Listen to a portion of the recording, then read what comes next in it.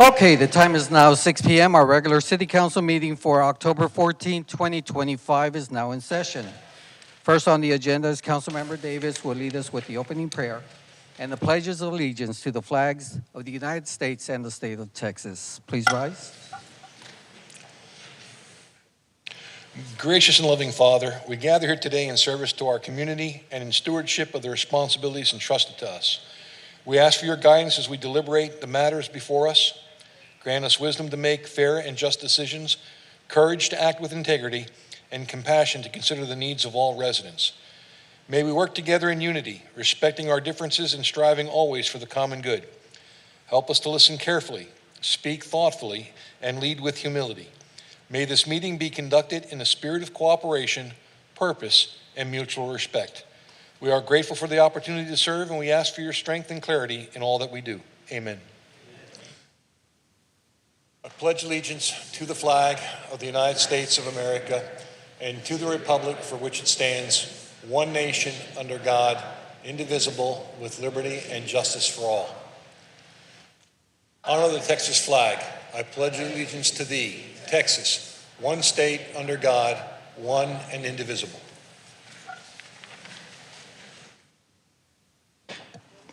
Thank you, Councilmember Davis.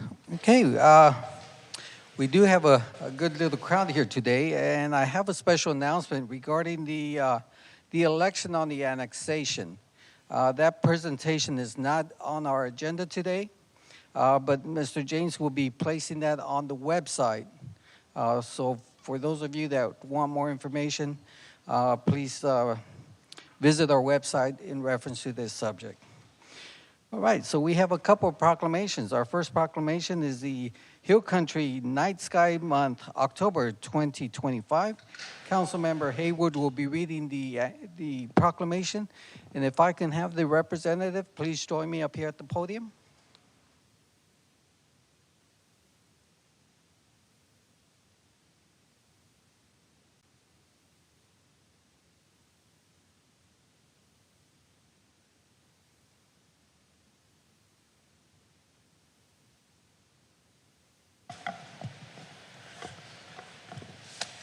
Every time I get to read this, I get excited because as a kid, I always loved looking at stars, and I still do.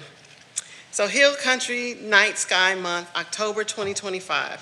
Whereas the aesthetic beauty and wonder of star-filled skies are the heritage of all humankind and locally to inhabitants of Schertz and therefore worthy of celebration.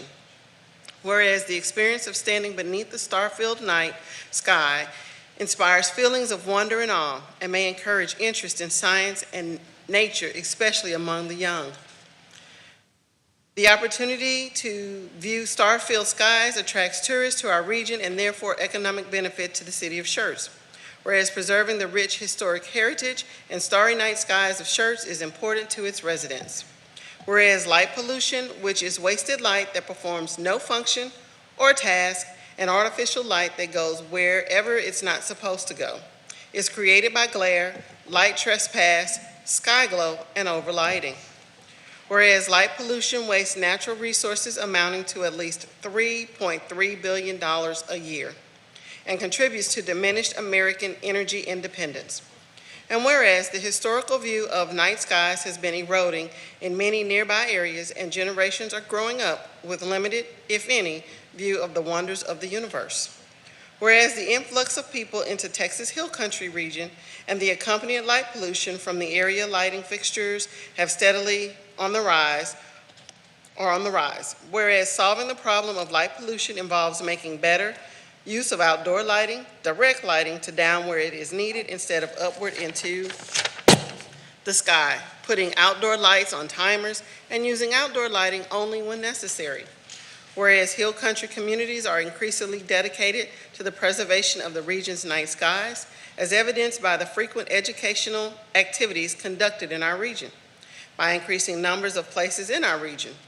Order number 367, order number 199 for regulation of outdoor lighting in the unincorporated areas of Comal County, Texas, within 3 miles of Camp Bullis, Guadalupe River State Park, Star Parties partnerships with San Antonio Astro Astronomical, wait a minute. Yeah, Astronomical Association, New Braunfels Astronomy, Club Parties, Comal County Friends, and Night Skies, Bracken Cave Preserve, and the Comal County Dark Skies Resolution number 2018-26. And whereas the regional efforts and the preservations are celebrations of night skies is worthy of the month-long celebration. Now therefore, I, Allison Hayward, on behalf of Ralph Gutierrez, Mayor of the City of Schertz, recognize October 2025 Hill Country Night Skies Month. And I urge the citizens of this community to enjoy the night skies and to participate in Schertz, Comal County, and Hill Country regional events and programs celebrating the night sky and promoting the ways in the communities are working to preserve it. Also, I encourage citizens to learn about light pollution and why it matters, night skies, friendly lighting, and lighting regulations, and to implement practices in lighting improvements that will reduce light pollution, therefore preserving our night skies. Comal County Friends of the Night Sky and the Hill Country Alliance, thank you for participating in October's Dark Sky Month. Oh, go right ahead. Okay. Good evening, my name is Susan. I'm a member of the Comal County Friends of the Night Sky. I'd like to take this opportunity to tell you a little bit about us.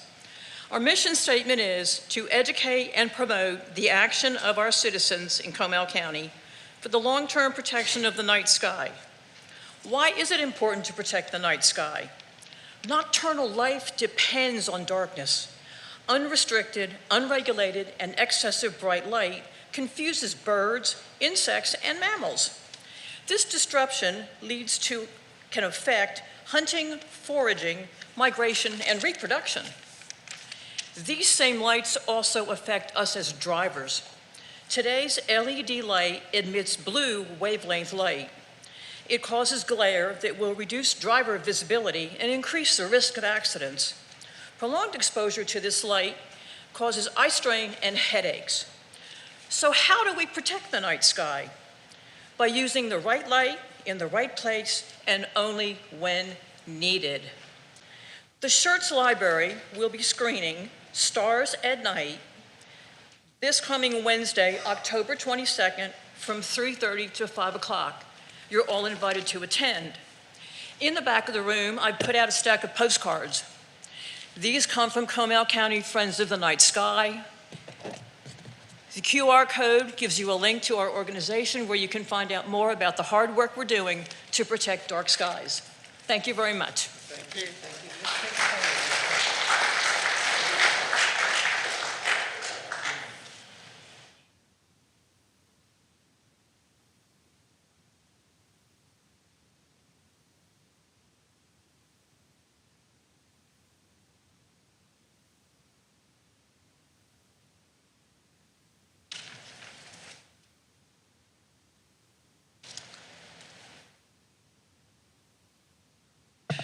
Our next proclamation is the Planning Month, October 2025, and Councilmember Macaluso will be reading the proclamation. If I could have the representatives, please join me up here.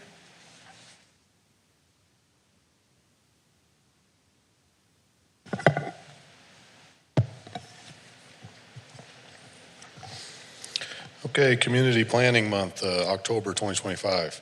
Whereas change is constant and affects all cities, towns, suburbs, counties, boroughs, townships, rural areas, and other places, and whereas planners can help navigate this change with data-driven insights and expertise that provides better choices for how people work and live. And whereas community planning provides an opportunity for all residents to be meaningfully involved in making choices that determine the future of their community. And whereas the full benefits of planning require public elected and appointed officials who understand, support, and demand excellence in planning and plan implementation. And whereas the month of October is designated as National Community Planning Month throughout the United States of America and its territories, and whereas the American Planning Association endorses National Community Planning Month as an opportunity to highlight how planning is essential to every community and how planners are uniquely positioned to identify solutions to communities' most difficult housing, transportation, and land use questions. And whereas the celebration of National Community Planning Month gives us the opportunity to publicly recognize the participation and dedication of appointed Planning Commission members who have contributed their time and expertise to the improvement of the city of Schertz. And whereas the Whereas we recognize the many valuable contributions made by the professional community and regional planners of the city of Schertz, and extend our heartfelt thanks for the continued commitment to public service by these professionals. Now, therefore, be it resolved that Ralph Gutierrez, Mayor of the City of Schertz, designate the month of October 2025 Community Planning Month in the City of Schertz in conjunction with the celebration of National Community Planning Month.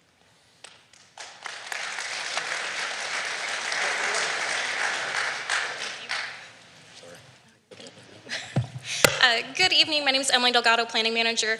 And just on behalf of Planning and Community Development, we want to say thank you to City Council for the recognition, and we are excited to celebrate National Community Planning Month with the City of Schertz.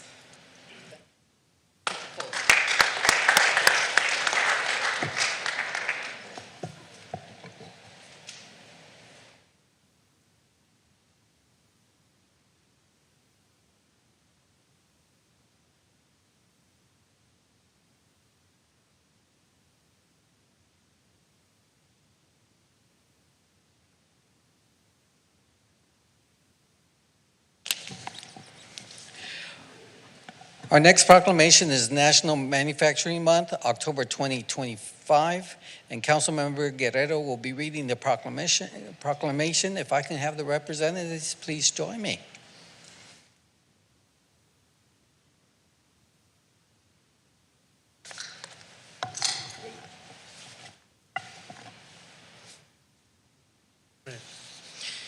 National Manufacturing Month, October 2025. Whereas Manufacturing Month is a celebration of modern manufacturing that aims to inspire the next generation of manufacturers and increase awareness of the importance of this industry.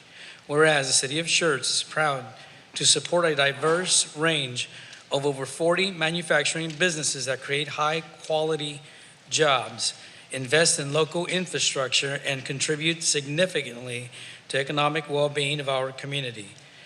The manufacturing industry is a vital part of our local, state, and national economy, driving innovation, productivity, and economic prosperity. Whereas October 2025 Manufacturing Month provides a dedicated time to recognize the contributions of local manufacturers, showcase career pathways in modern manufacturing, and highlighted the importance of workforce development and training initiatives. Whereas the Schertz Economic Development Corporation is committed to fostering a business-friendly environment, supporting industry growth, and promoting partnerships that strengthen the talent pipeline for our region's manufacturing sector. Whereas we recognize and continue resilience, innovation, and impact the manufacturers in Schertz, particularly as they adapt to evolving technologies and global challenges. Therefore, Mayor Gutierrez, along with the Schertz Economic Development Corporation, hereby proclaims October 2025 as Manufacturing Month. Signed, Mayor of Schertz, Mayor Ralph Gutierrez.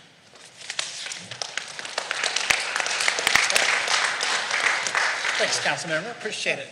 My name is Scott Wayman. I'm the EDC Executive Director, and I prepared some notes today. I did really. What I have in front of me is I have a list of all 40 of the manufacturers that are in our city. We appreciate all of these. The very most recent one I'll just point out is Two Gringos Chupacabra seasoning sauce that is now going to be manufactured deep in the heart of the city of Schertz. With us, I have Carrie, Ashley, and Amy, and they actually are the brains of the organization over there. And we'd like to thank the council for recognizing us, and we appreciate you all being here tonight. Thank you.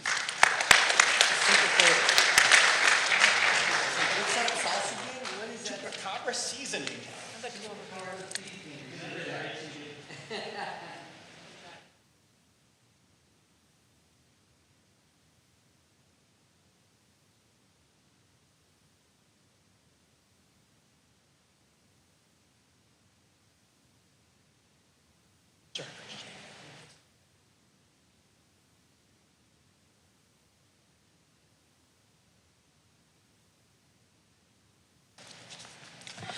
Okay, our next proclamation is a, it's very difficult on this one, and you'll see why. If I could have Ms. Shannon Schertz please join me up here. We had Dean. Dean was very special to our city, and we wanted to take this time to honor the legacy that he left behind for our city. And may I add, Mayor, that I want to recognize members of the Schertz Historical Preservation Committee for joining us here this evening, as well as our old friend Jim and Diana Webb for getting the ball rolling for recognition. City of Schertz Proclamation, honoring Dean Wert's dedication to preserving the history of Schertz. Whereas the City of Schertz recognizes the importance of preserving its rich history, heritage, and cultural identity for present and future generations. And whereas Mr. Dean Wertz had been a dedicated steward of history, devoting countless hours to researching, collecting, and safeguarding artifacts that tell the story of Schertz's past. And whereas Mr. Wertz's efforts in preserving photographs, documents, and historical objects have provided our community with invaluable resources that connect citizens to the legacy of those who came before us. And whereas he has worked in close partnership with both city and county leadership to ensure these artifacts and photographs are appropriately displayed, bringing history to life for residents and visitors alike. And whereas through his vision and tireless dedication, Mr. Dean Wertz has strengthened our community's appreciation of its history, inspired future generations to value their roots, and ensured that Schertz's story will be remembered with honor and pride. Now therefore, Ralph Gutierrez, Mayor of the City of Schertz, on behalf of the City Council and our citizens, does hereby recognize and commend Dean Wertz for his outstanding contributions to the preservation and promotion of Schertz's history and heritage.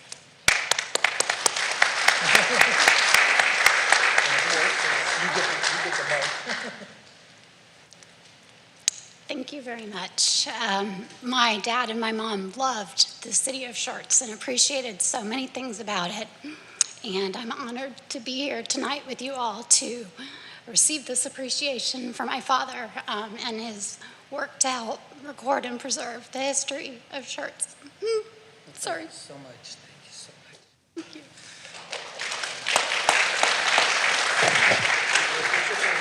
Not only did he preserve the history of Schertz, but he was also one of the singers on the choir, and I remember him at the senior center in his vocals during that time. Thank you so much for joining us here today, and he is greatly missed.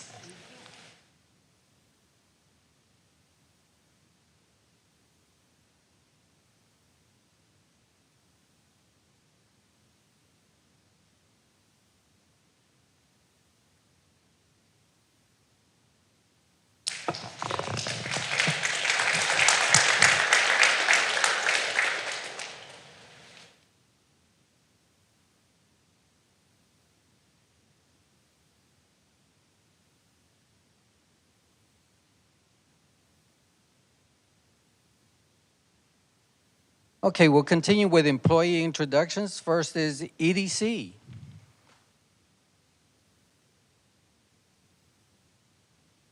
Terry's looking so forward to this.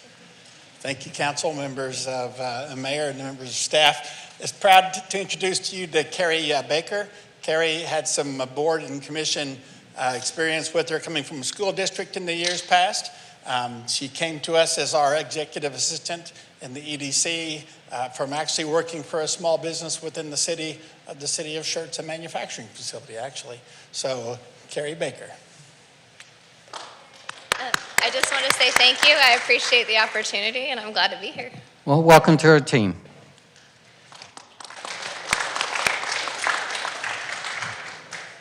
All right, next we have fire department.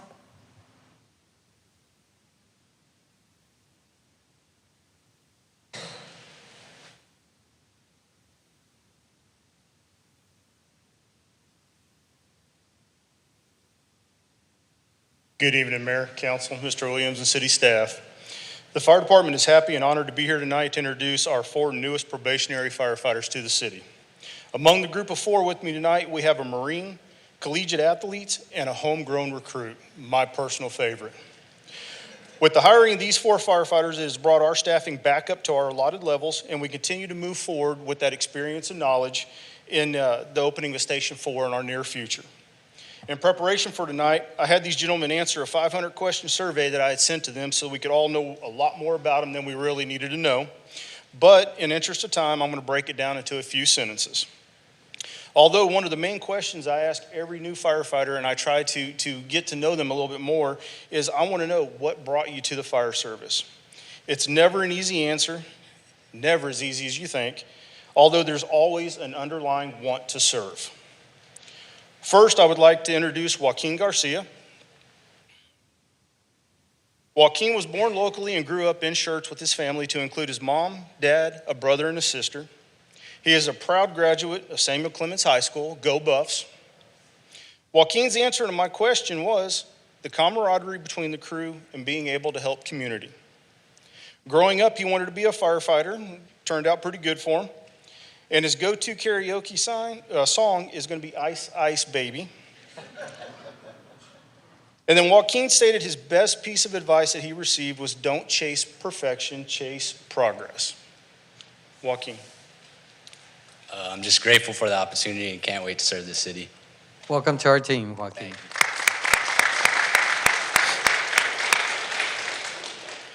Next up is Josiah Rodriguez. And Josiah comes to us from another department, and prior to that, he served in the Marine Corps. He is from San Antonio and graduated from Earl Warren High School. Josiah reflected on a former captain, I believe it was at San Antonio? Captain from District 12, sir. A captain from ESD, District 12. He showed up one day with a ladder truck, let him crawl all over it, and that was his catalyst for wanting to be a firefighter when he grew up. After his time in the Marine Corps, Josiah found the fire service, and it filled the void that the Marine Corps left behind. So he got to be that camaraderie, got to be with others, got to have that sense of self-service. He also stated that the traditions, the camaraderie, and respect is what really drew him in. Josiah said the weirdest thing he has ever eaten is kangaroo, and no, it does not taste like chicken. Josiah Rodriguez. Thank you, everybody, for the opportunity to be here, and I'm excited to serve the city of Schertz. Thank you. Welcome to our team, Josiah.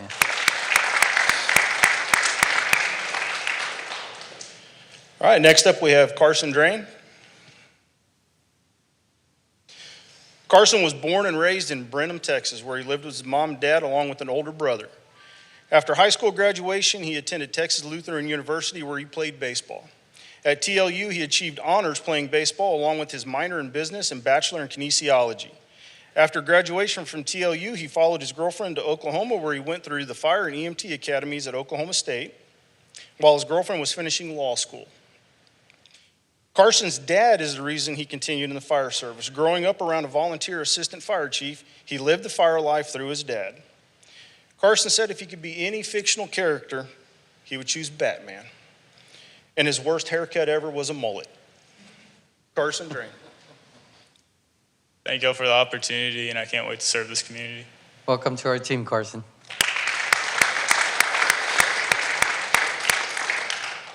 And last, but certainly not least, we got Colby Cook. Colby was born and raised in Spring, Texas, where he graduated from Oak Ridge High School. Colby stated he's played baseball his whole life, and after graduation from high school, he attended Texas State University, where he continued his baseball career and later graduated in 2023, which fulfilled one of his life goals of playing Division I athletics. Carson said he is currently engaged to the love of his life, Peyton, and she is finishing up nursing school at Texas State currently. Carson comes from a service family where he has a sister who is a nurse and father who is a career firefighter since the age of 16. He pointed to his father's guidance in growing up around a fire station in the fire service life as his catalyst for pursuing a career in firefighting. Carson dreamed of becoming an oil company CEO when he was younger, and as you can see, that has not happened yet. And if he could have any superpower, he's going to choose invisibility. Colby. Thank you guys for the opportunity, and can't wait to work alongside you guys. Welcome to our team, Coach.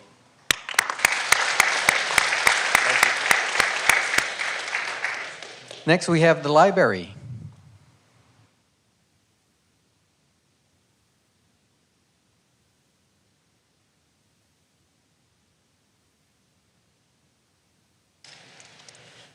Good evening, Mayor, Council, Mr. Williams, and City staff. Tonight I have the pleasure of introducing you to our newest library assistant, Ashley Phipps. Ashley was born and raised in Chico, California. She graduated from Chico State with a bachelor's degree in psychology. She moved to Cibolo this summer with her boyfriend to be closer to his family. This is her first time living in a new town, and she's really excited to start exploring the area. She enjoys reading, crocheting, video games, and spending time outdoors, going on walks or playing disc golf. She has 8 years of prior library experience, and her favorite part of her new position is helping patrons find their next favorite book. Welcome, Ashley. We're excited to have you. I'm excited to work at the library, and thank you for the opportunity with the city. I appreciate it. Welcome to our team, Ashley. Next, we have Public Affairs.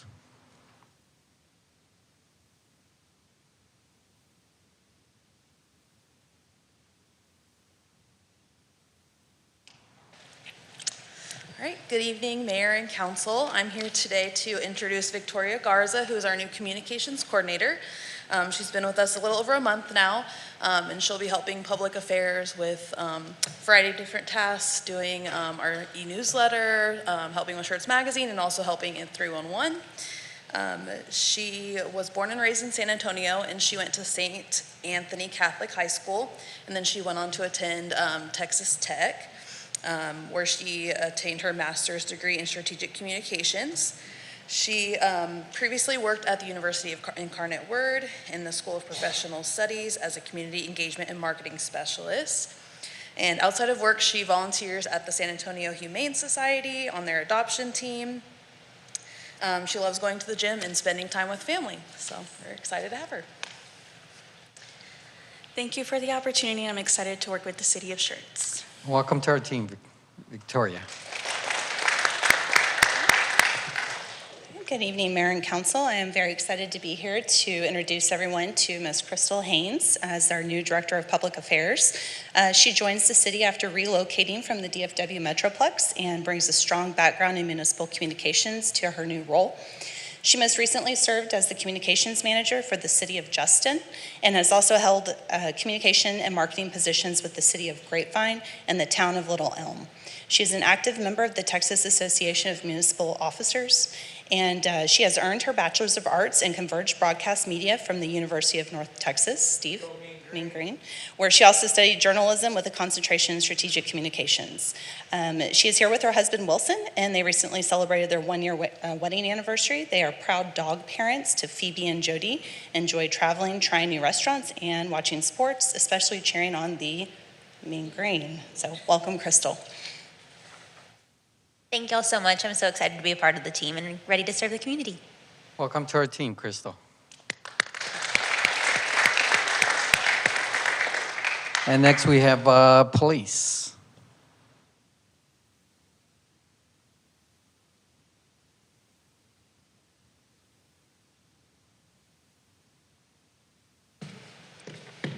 Good evening. I'm here introducing Ariana Lamoth. She started with the Schertz Police Department on September 8th of this year as our newest public safety communications officer. She grew up in Louisiana and graduated from Tioga High School in Alexandria, Louisiana. She says she was a happy and energetic child and she enjoyed watching sports, just not playing them. Ariana has one goddaughter, 4 nieces, and 5 nephews. She loves spending time with her family and has close relationships with her paternal grandparents, her maternal family, and she also enjoys spending time with her friends, reading, and traveling.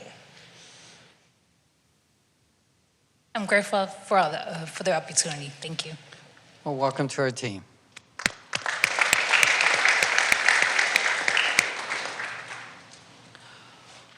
All right, we'll move on to city events and announcements of upcoming events. Ms. Gonzalez? Yes, thank you, Mayor. So just a couple items on here since we do have a council meeting next week. The first thing is on Friday, October 17th, will be a music and movies in the park at Heritage Oaks Park at 8 o'clock p.m. And the movie that is being featured is Coco. And then finally, we will be back here on October 21st at 6 p.m. for the next regularly scheduled city council meeting. Thank you. Thank you. All right, announcements and recognitions by our city manager, Mr. Williams. Just one tonight, Mayor. We do have a promotion of our own Daisy Marquez to senior planner from Planner, and we're proud of her for that. Announcements and recognitions by the mayor. I just want to go ahead and pass my congratulations for the promotion, Ms. Marquez. All right, we'll move on to the hearing of residents. The hearing of residents, this time is set aside for any person who wishes to address the city council. Each person is limited to 3 minutes, and we ask before addressing the council, for the record, please state your name and address.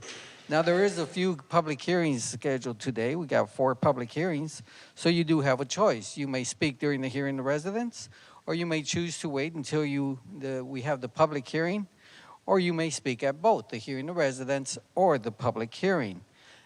It is your choice. All right, with that, Mayor Pro Tem, please call our first speaker. First tonight, Armando Cruz.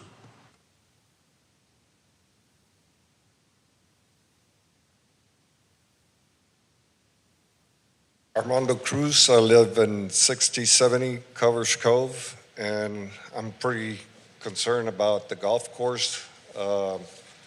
Lately, they just did a, what they call for the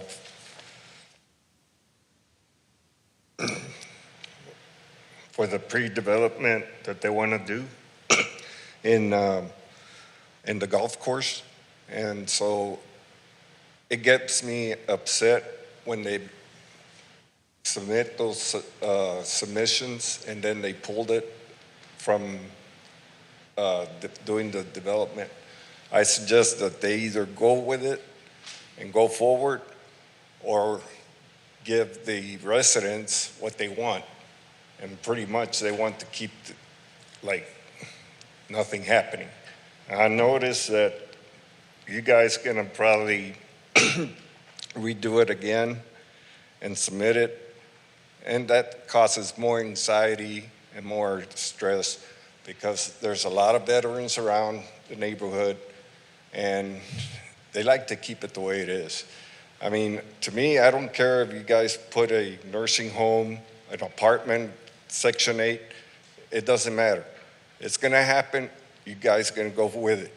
But you could have put something else like skyscrapers or something even bigger, museums, or even for the city that they could use as an annex for police and a museum or a park. I know we got Pickle Park and everything is near to that park. Like you got the maintenance and public works, and on this side of town, we don't have none of that. So you need to really think because of the size of the city. Schertz is not gonna increase their city limits because you got New Braunfels, you got Universal City, Converse, and so forth. You know whatever is surrounded Cibolo in every other city. So that's my concern, and that's some of the residents that are there. That's all I have. Thank you. Next up, John Carbone. John Carbone, 3541 Woodlawn Farms, Schertz, Texas, 78154. I'm here tonight to announce my candidacy for Schertz City Council, Place 2. I wanted to say a couple of words concerning my candidacy. First, Schertz is my home, not by birth, but by choice. I came here and I stayed here and I make it my home, and I've gotten involved in the last 3 years with the Planning and Zoning Committee. I do that as a volunteer. I don't do that as a paid gig. I do that because I love this town. I love this city. I had 22 plus years of the Air Force where I served as a first sergeant. I served my nation. Now I'm a teacher. I'm an Air Force Junior ROTC instructor. Now I serve my schools. And like I just said, I serve this community as a commissioner. And I would like to continue to serve as a councilman. Last week at Biloxi, this week, you had an opportunity to talk to me and other individuals who are running for positions in this city. I showed up. You'll have another opportunity on the 21st of October to talk to me at this Civic Center for the Chamber of Commerce for a luncheon. Lastly, I want to thank the individuals who have come up to me and said, I support your candidacy. Thank you. I really thank for you to come out on the 20th through the 31st, I believe, for early voting, and the 4th of November for Election Day, and cast your vote, because that's what really matters. I want to say 2 thank yous to wrap this up. One, to my wife, who I know is probably ready for this candidacy to be over with and Election Day to come and go. And to the man upstairs, because without him and his support and his guidance, pushing me into doing things that sometimes scare me, I would not have grown into the person I am today. Thank you.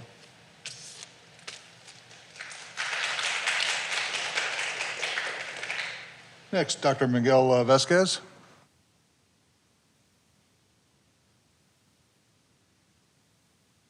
Good evening, Mayor, City Council, and City staff.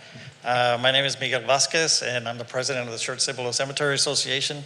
And I'm here today to invite you to this weekend's festivities, which will occur on Saturday. We're calling it the Muertos Fest, which is for Dia de los Muertos, All Souls Day celebration. We call it a celebration because it is a time to commemorate our ancestors. And so this is a perfect time to do that. We're going to have a community altar where we can once again commemorate, like I said, our ancestors.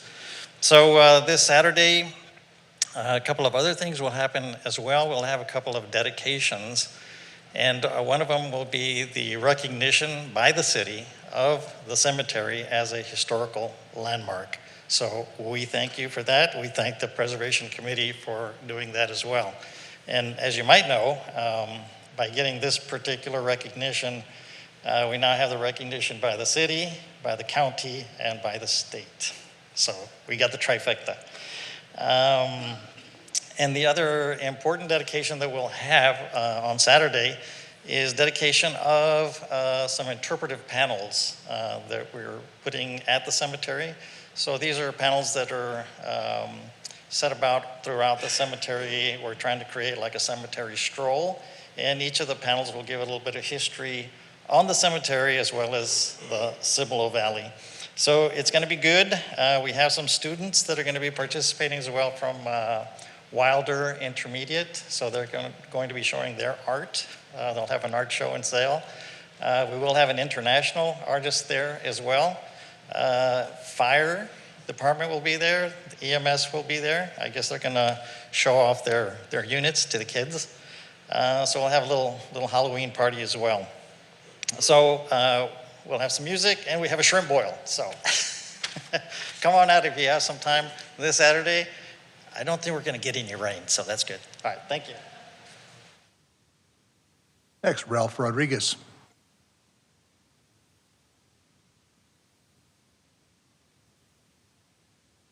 Good evening, Mayor, members of the City Council. My name is Ralph Rodriguez. I live at 729 Mesa Verde. I'd like to take a brief moment to let everybody know that I am running for mayor for the city of Schertz. My decision in doing so is to strengthen communications, transparency between City Hall and the residents. I believe that our citizens deserve an open dialogue, honesty, leadership with rooted integrity. If elected as mayor of the city of Schertz, I plan not only for our citizens to hear from our city government more frequently, but that they are truly heard in what the things that they'd like in the city. I have a lot of respect for all the work that y'all have done and all the work that y'all continue to do. And I am not here to criticize. I'm just simply here to help move Schertz forward with communications and community engagements. Thank you for your time. Thank you for your service.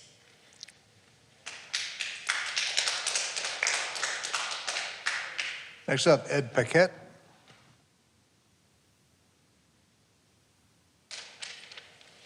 Good evening, Mr. Mayor, City Council. I moved to Ed Paquette, 9858 Mulhouse, Rhine Valley subdivision. I moved to Rhine Valley in 2017 because it really is a great place to live. However, as of late, there's been constant power issues. Our subdivision in August and September this year has been the worst. It's been going out about once a week, sometimes even more than that. Sometimes it browns out for a second or two, other times as much as an hour or more. These outages occur rain, shine, wind, no wind, in the morning, during the day, at night, on peak, off peak. With the newer technology of our circuit breakers and GFIs, we're constantly having to reset our circuit breakers on there. People have lost refrigerators full of food. CPS doesn't reimburse for that. When talking to CPS, they say no one else has been having problems, but then when I talk to my neighbors, they are having problems, and CPS is addressing nothing.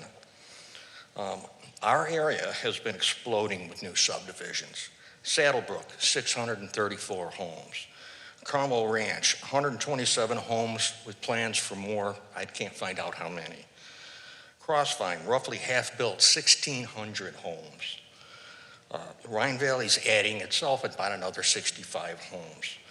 Aviator Apartments, about 300 units. Okay, my rough guess is about 1,500 new homes in the next coming years. My concern is if we can't keep the power on now, how are we going to keep the power on with all these new units? Although CPS supplies the power, I feel it's the city's responsibility to ensure that the proper infrastructure is in place for the new construction. I feel that the city is failing in this place. Obviously, the infrastructure is not there if we're having all these power outages. As further proof of lack of infrastructure, I will cite the city has had more than 2 years trucking raw sewage from Halley's Cove down to Roy Corbett, which the people there have really loved the smell of that. I'm not saying that the city should stop expanding. We need to expand. But what I'm saying is the city needs to do a much better job pacing growth so that infrastructure keeps up with growth. Growing too fast is just as bad as not growing at all. It's the city's responsibility to ensure proper infrastructure is in place for its residents' needs. With all due respect, you need to do a better job with the infrastructure planning and growth. Thank you.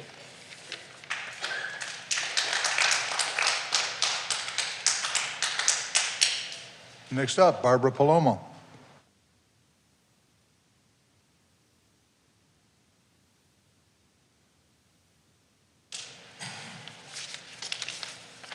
Good afternoon. My name is Barbara Palomo, and I provided this document here to you guys. I'm not sure if you received it or not. I live at 700 Maple Drive, and this has my contact information. I am here just to speak speak for the citizens that I kind of got voluntold to come up here and do a public outreach for Schertz Parkway trail system. And I was born and raised in Marion. I bought my house here in 2006. And I use Schertz Parkway frequently. I'm a member of several meetup groups, run groups. There's lots of groups in the communities, citizens, students that use that Schertz Parkway trail. I mean, there's hundreds of people there weekly that use the trail. I don't know how many use daily, but almost any time of the day or night you can see people utilizing that trail. So I wanted to voice some concerns and also some efforts that the community wants to make for the trail improvement as far as volunteering. And this document here just kind of gives an overview of all the questions that people presented to me that I wrote down, and their kids, their parents, students, professional athletes, retirees. So I outlined all the questions, but just an overview is that we've noticed is that the trail is not being maintained. So we would like to know what the maintenance schedule is for the trail, how much money has been spent on the trail. With new development coming, I know that there's some money set aside for improvements adjacent to any kind of development along Schertz Parkway. So how much of that money has been utilized for the trail or the sidewalk adjacent to Schertz Parkway. Also, there's, I meant to mention that This month is also National Pedestrian Safety Month. It's something that a lot of the local governments and TxDOT is kind of advertising. I just recognized this myself a couple of weeks ago, but it's the month of October for this year.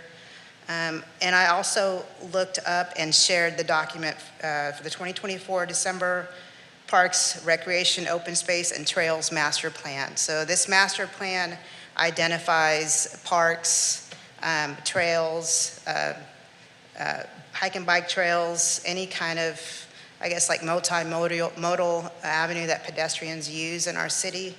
And Schertz Parkway was not really spoken of, but it was identified on 2 pages.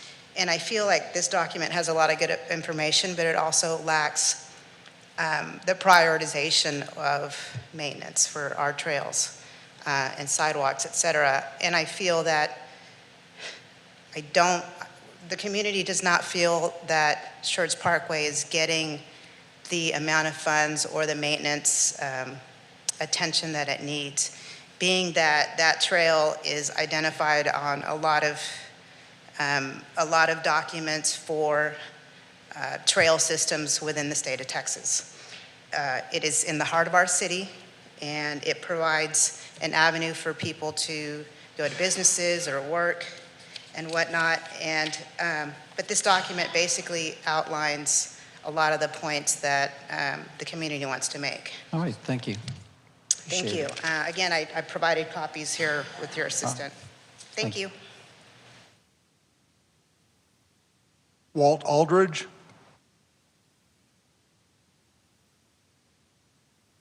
Good evening, Mayor, City Council. My name is Walt Aldridge. I'm a resident of Ryan Valley Subdivision. I'm going to be piggybacking off of what Ed Paquette just told you about on the electricity outages. Mr. Williams and Mr. James, I know you through email. I appreciate the help that y'all have worked with keeping construction trucks doing shortcuts through the neighborhood. Long story short, June, we had a power outage. I had just flown out to Florida, and the power went out, came back on within 60 seconds. Little did I know, every one of my circuit breakers broke or tripped. They tripped.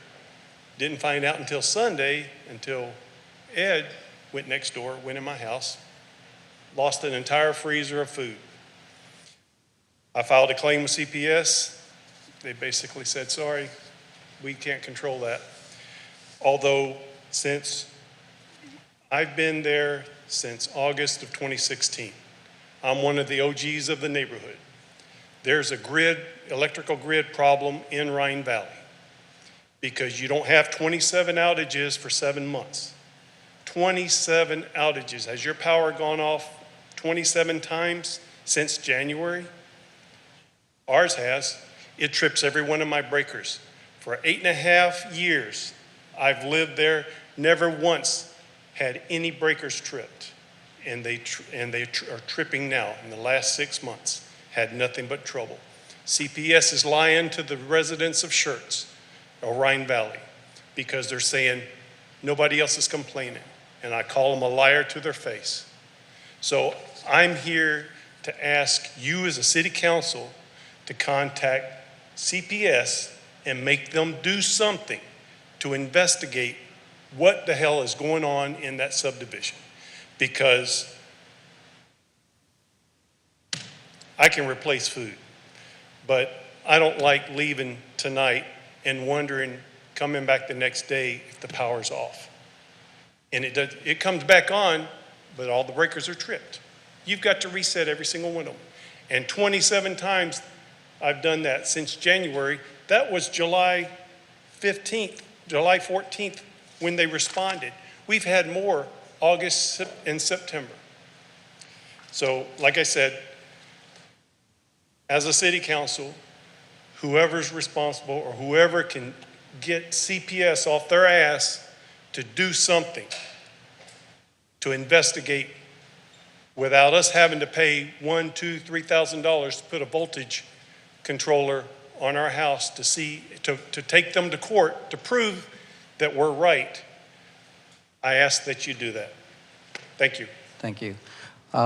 Before we announce the next speaker, Mr. Williams, would you like to respond to their concerns? Just for those who are in your situation and that have that issue, we are collecting names, and we have collected all of those that have been brought to our attention and are attempting to work with CPS to get a resolution and to get a response. And then hopefully a resolution soon. And I'll tell you personally, I live in a subdivision not far from you, and I have a similar issue as well, so. Okay, all right. That's it tonight. That's it? Okay, thank you. All right, we'll move on. Consent agenda items are considered self-explanatory, and information packets are provided to the council and available for public viewing. These items require no separate discussion unless requested by council. Item number 1, minutes. Item number 2, appointments, reappointments, and resignations of the city Schertz boards and commissions. Item number 3, resolution number 25R121. Item number 4, resolution number 25R137. Resolution number item number 5, resolution number 25R123. Item number 6, resolution number 25R142. Item number 7, resolution number 25R141. Item number 8, resolution number 25R143. Item number 9, resolution number 25R144. Item number 10, resolution number 25R133. Item number 11, resolution number 25R134. And item number 12, resolution number 25R147. Council, do any of these need to be removed for separate action? Mayor, I'd like to remove number 9, resolution 25-R-144. Okay. Item number 9 has been removed. Council, any others? Is there a motion to approve items 1 through 8 and 10 through 12? So move. Second. Have a motion made by Councilmember Watson and second by Councilmember Guerrero. Council, any other comments? Please cast your vote.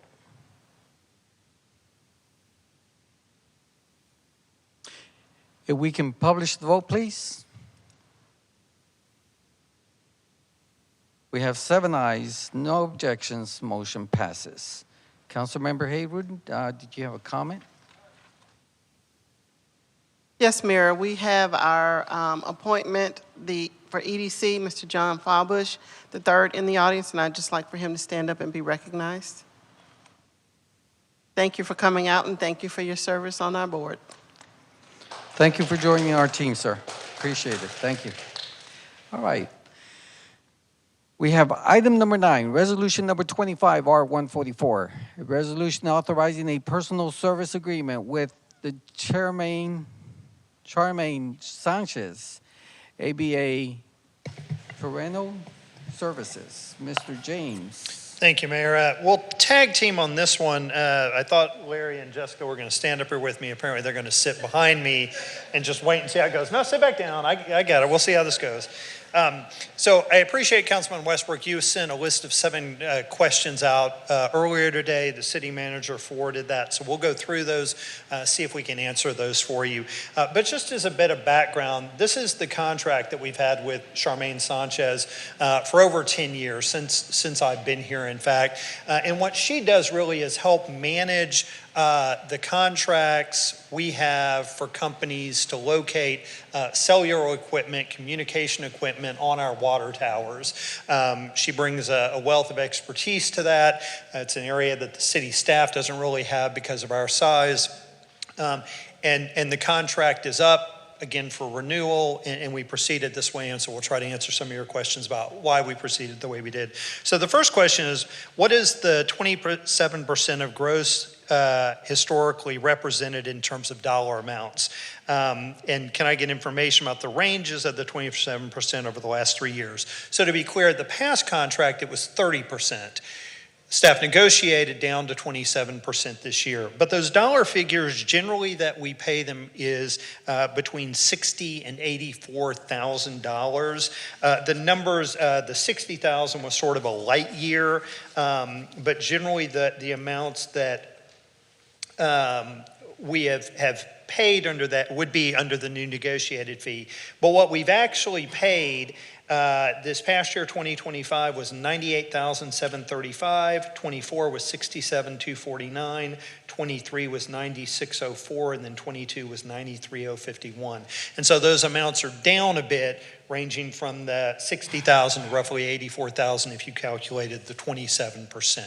But that gives you an order of magnitude. And just to get to a further question you have about the total amount. So again, we brought in last year $329,117. The year before, $224,163, and then a bit. So it generally has ranged between $224,000 up to $329,000. The other 2 years were over $300,000 to give an order of magnitude. And so with the city's percentage of that, generally $156,000 to $230,000 is what we bring in. So $215,000 a couple years, just order of magnitude on what the contract is worth. The amount hasn't varied in the past. Ever since I've been here, it's been a 30%. Again, kudos to our purchasing folks. In light of a number of kind of changing conditions, we negotiated that down to 27% going forward. One of the questions was, can staff provide a cost-benefit analysis of comparing that percentage rate to a fixed rate model, and under what circumstance would a fixed rate be better? To answer that, what I would say is it's important to understand generally how our contracts work with these companies that locate on our towers. It's not sort of just a flat rate fee of this is what you pay and you're going to pay that same amount year after year. And that goes to why we have the contract where she gets a percentage. So when they come in and they want to increase the value of the equipment on the towers, we recalculate that, and their rate is based on that. And so that really is why we do that, in part, is because we think it incents her to spend more time on our projects to get the best deal for the city. If she gets the best deal for the city, she gets more money, as opposed to, frankly, what you can get with a flat rate that we found. It can be simply how little work do they have to do, and they're still going to get the same amount. So whether they put in a lot of time or a little time, if it's a flat rate, that tends to be the case. The way our contract and agreement is structured, the more work she does to try to hustle up the contracts, get as much as she can for the city, really evaluate closely what they're doing in terms of the value of the equipment, it incents her to do that on our behalf, which is why we've used this percentage rate system, if you will. I will say that part of this too, and I'm going to kind of jump around a little bit in terms of why we want this service, why this service is important to the city staff. Why don't we look at some other way? And so we've been working with them quite a while, and they have really particular knowledge of the specific area, something that frankly city staff just doesn't have. It's not what we're well versed in. So we're a little bit moving blind through the dark. And with that, the contractor, frankly, has done a really good job of it, and that includes managing the verification and the vetting of the tenants and their contractors, right? These are our water towers, and we want to make sure we know who's going out there, we know something about them. So she handles that for us as well. We get a lot of communication from her with that information, when they're going to be out there, how they're going to be out there, and she goes out to the site afterwards and makes sure they clean up after themselves and do all of that as well. And it's a fairly unique service. It doesn't really align with any department. You could say, well, the water towers are public works. Well, cell tower and electronics are kind of IT. Maybe it's them, right? So it's, again, an area that nobody in the city has sort of fits neatly within their range, which is why we, in part, do it the way we do. Next question was the contract and type of structure. So why was it structured as a personal services contract as opposed to competitively going out to bid with a professional service contract? And as I said, part of that was due to the level of service that we received from them in the past, right? And part of that is when you put something out to bid, right, whether it's a low cost, or in this case, it'd probably be a request for qualifications, we're left to try to evaluate that level of service that we're going to get from that firm. And it's kind of like when you interview somebody for a job, or you meet your in-laws for the first time, or your future in-laws for the first time, that's as good as it's going to get, right? That's on your best performance. If you ask my father-in-law, he would probably say, yeah, 35 years ago when I first met you, that's kind of the best, and it's never quite lived up to that from there, probably, as it were. And so part of it is our ability to do that interview process and really sift through that. And frankly, we're real happy with the service. Now, purchasing did go out and call other cities and say, hey, how are you guys doing this? Who are you using with this? And frankly, we didn't really find anybody that had found a really great solution. We, in fact, talked to one city I won't name who said, wouldn't go with the people we're using. We've not been really happy with it. And so I think part of it, to be really honest with you, is we are very pleased with the service that we've got. And when we checked out with other folks, that didn't give us a feeling that we were missing out something. Now, I'll be blunt, we're paying for it in the contract, right? It's a fairly large percentage, but we think in light of the potential issues that we could have, this is probably an area that we don't want to be an afterthought, and is worth that going forward. And so frankly, it's based on that performance that we've had. And again, we're not required to go out for that personal service contract to do competitive bidding for it. There's no obligation to do that competitively, to procure these services. And again, they've demonstrated the competence over the past year. That was staff's logic on it. I can appreciate if council says we're not okay with that, we want to look out. Just that's a little bit of why staff did what we did. To keep moving on, what evaluation criteria would determine the vendor or the individual best suited? Again, as I mentioned, we reached out to other cities to see how they were doing it. If you've been involved in this in the past, I know Mr. Williams did this in prior cities. In a prior city I worked for, it was basically a flat rate fee that we did in-house, and we just kind of took what we took. How busy were we working on other stuff, and that kind of dictated the amount of time we put into this thing when it came through. So that's how we've done it. We've evaluated it. And I will say what evaluation, with that is, the other is how is performance measured to ensure the city's receiving the value? And I'm going to be honest, it's really a qualitative assessment, right? What we hear from staff who works with her is we get a lot of communication, a lot of update. She stays on top with things, frankly gives us very complete information, lets us know what's going on in the larger market. She follows up on the agreements we have for payment. We just frankly feel like, compared to other services we get from different vendors, she really does a good job kind of across the board. Where we're having to reach out and prod for stuff, she sends emails in advance, let us know issues, goes on, stays us to respond. What safeguards are in place if performance metrics are not met? Well, it's a 30-day written notice we can terminate the contract. So if things ever fall off, we have the ability to get out of the contract and look for some other way to do it going forward. And so that provides that surety. And then the other is, has staff evaluate whether any conflicts of interest exist given this? And again, as Jessica had noted, and so some of this I'm reading from staff, and she'll likely jump up here when I butcher this, or she's not even going to let me talk. Go ahead, Jessica. I am happy to do so. Okay. In terms of conflict of interest, the city requires, and actually, all contractors who contract with the city for a service that is required to be approved by council, and this is one of those such contracts, is required to submit as part of the execution process a Texas Ethics Commission Form 1295, which is certificate of interested parties or a conflict of interest disclosure. So that's all part of the contract execution process. So we'll be well aware, and at that time, if there were any conflicts, they would be disclosed. Yeah. And then also I can speak to, I think there was a question about how many personal services agreements the city currently has. I'll tell you that historically we don't have a lot of personal services.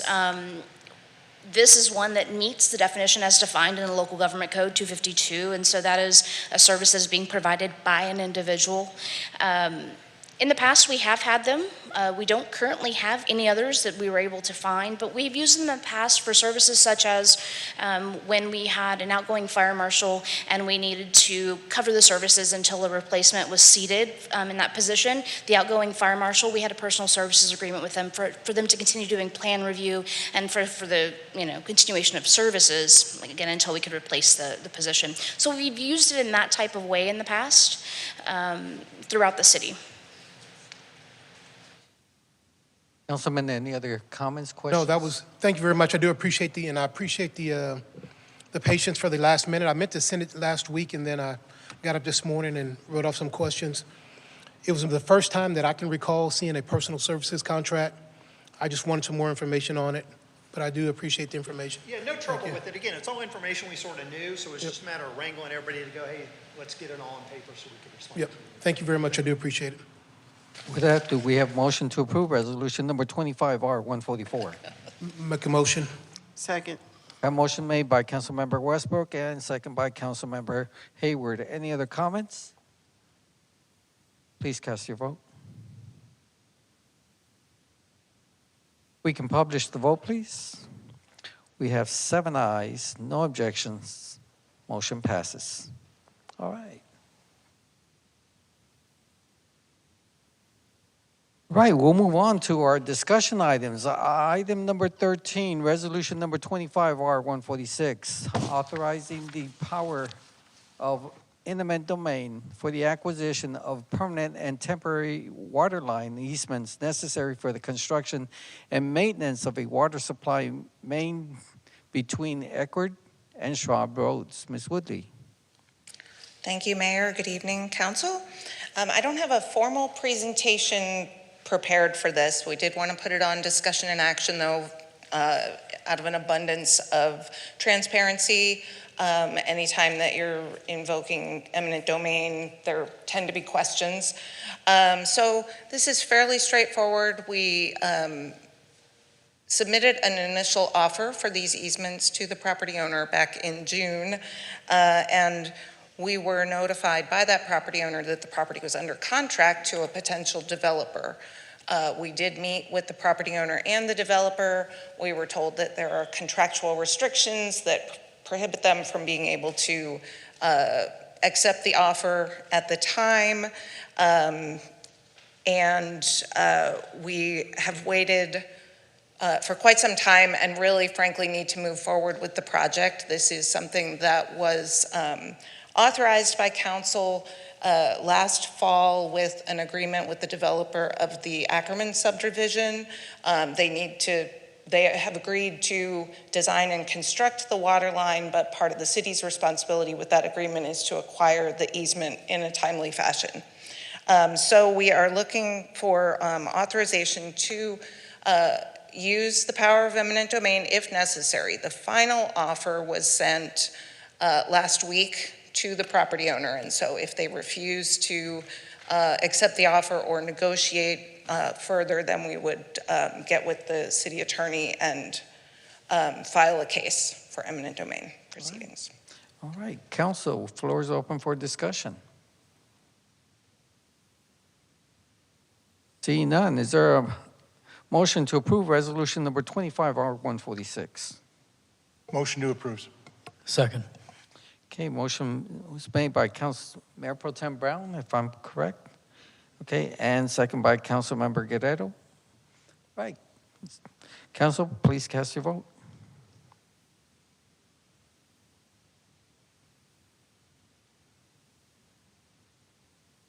We can publish the vote, please. We have 7 ayes, no objection, motion passes. All right. We'll move on to item number 14, a resolution 25R138, nominating candidates for the Guadalupe County Appraisal Board of Directors to be appointed for the 2025 term. There was no candidates submitted by our council. Once the list is provided, we will cast our votes based on the candidates that were submitted by other entities. So no action is required on this one then. We'll move on to item number 15, resolution number 25R139, nominating candidates for the Comal County Appraisal Board of Directors to be appointed for the 2025-2026 term. Again, there was no candidate submitted by a council, so our votes will be cast based on the list that will be provided by the Comal County Appraisal Board. No action is required on that one. So we'll move on to the public hearings. We have 4 public hearings. Our first public hearing is ordinance number 25M045. Conduct a public hearing to consider adjusting the drainage fees. Mr. Walters. Good afternoon, Mayor and Council. My name is James Walters. I'm the Finance Director here for the City of Schertz. Tonight, before you have the item discussed during the budget process, which includes updating the drainage fee as proposed by Wildan Consultants, who also handle our water and sewer rates, as well as the water and sewer rates for SSLGC. So we did reach out to Dan, who works with Wildan, to look at our drainage fee, look at the surrounding areas, look at our current operations, and what our CIP states as far as our amount of projects we believe is necessary for the City of Schertz to maintain a high level of safety during flood events. And to come back with a recommended fee schedule over 5 years, as well as what we can do in the short term. We'll talk about some background on storm drainage fees, how we calculated the methodology, and the recommendation he provided for us. So the stormwater management fees, so urbanization and development has significant impact on how water moves after storm events. So that's basically what we're talking about is roadways and concrete, sidewalks, houses, all that creates additional runoff that wouldn't be there if it was the natural land and able to absorb more water straight into the ground, into the aquifers. But because we put a lot of concrete, provides additional runoff to collect in certain areas at a higher rate than it would otherwise, potentially creating harmful events for both life and property for residents that live in those different areas. So one way that cities and other entities help fund additional maintenance and improvements to help mitigate the risks proposed by these stormwater events with a lot of drainage issues is to form stormwater utilities or stormwater units. These are specific, like our drainage fee here, that all the funds raised go specifically to maintain our current roadways and as well as our current drainage ways, as well as expand them in order to provide a safe community for our residents. So if you look over the United States, 146 entities of that nature are in Texas. Some of the other ones, 229 in the North Midwest, 156 over in Washington, 214 over in Florida, which has a lot of rain events that are very damaging. So you kind of see how it shapes out around the nation. So currently the City of Schertz charges $5.20 per month per LUE living unit equivalent. Basically, we averaged out how much impervious surface, how much runoff is generated by a certain size single residential unit. And so no matter how big your house is or all that, that's what we charge, $5.20 per resident. And then commercial accounts, they're based on how much impervious surface they have compared to a house. So if they have 5 times the amount of concrete as a house does, they get charged a rate 5 times that of our average house. We found that the current fee is no longer collecting enough revenue to fund identified operating costs. We have $42 million in sort of our CIP plan that we would like to improve our drainage-related infrastructure, and the city has a goal of trying to make the fund self-sufficient. So the fee pays for drainage improvements without taking in property taxes or other type of revenue. And so with all those factors, we decide, hey, we need to come up with a new plan, and that's why we reached out to Wildan Consultants. Now in the average rates across the state, we can see Schertz is in the red is 520. We're very close to the state average of 515. Bryan is 280, whereas San Marcos has one of the highest in the state at about just under $14.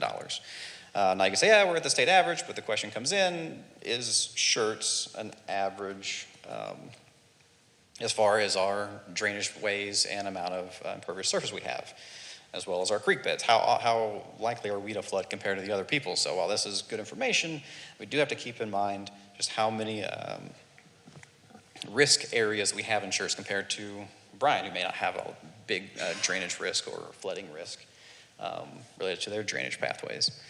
So when it came out, we just look at the study methodology. So we looked at impervious surface area. Hey, how much do we actually have? And we have a lot in this category. Residential is 116 million, and then non-residential. Oops, sorry, that was coming up. At 64 for a total of 180,000, with most of it coming in this category of that 200,000 to 500,000 range. So we also forecast range accounts. So the more accounts we have, the more amount of folks we'll be paying into the fund. So we grew by residential and non-residential using the same growth methodology we had for our water and sewer rates. It's about 1.7% a year, about 308 new accounts per year. So we're 300 residential, which kind of tracks our new residential building permits, and then 8 non-residential. We looked at, I provided him an early look at our budget, total operating costs with projections on how they would continue to grow. 3 to 5% a year on operating personnel. Most of it's personnel as far as the operating side is concerned.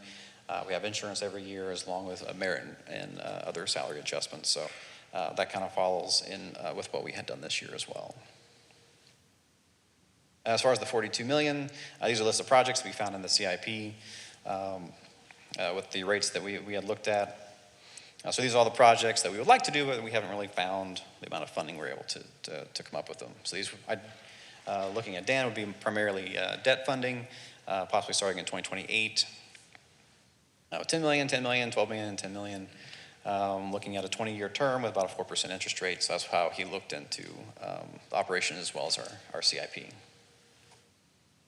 So when we took both of those together, Dan came back with this and said, yeah, this is what we believe, or about $2.7 million now in 2026. By 2035, with the debt service, in order to accomplish all the projects within the time frame, would be at $6.7 million overall expenditures. And so that's how it kind of accumulated for operation growth, account growth, and then what would our fee need to be in order to accomplish everything we would like to set out to do. So with the rate plan, he came back with a couple of rate plans. We do recommend starting in October. At this point, we'll look at November start with a new plan.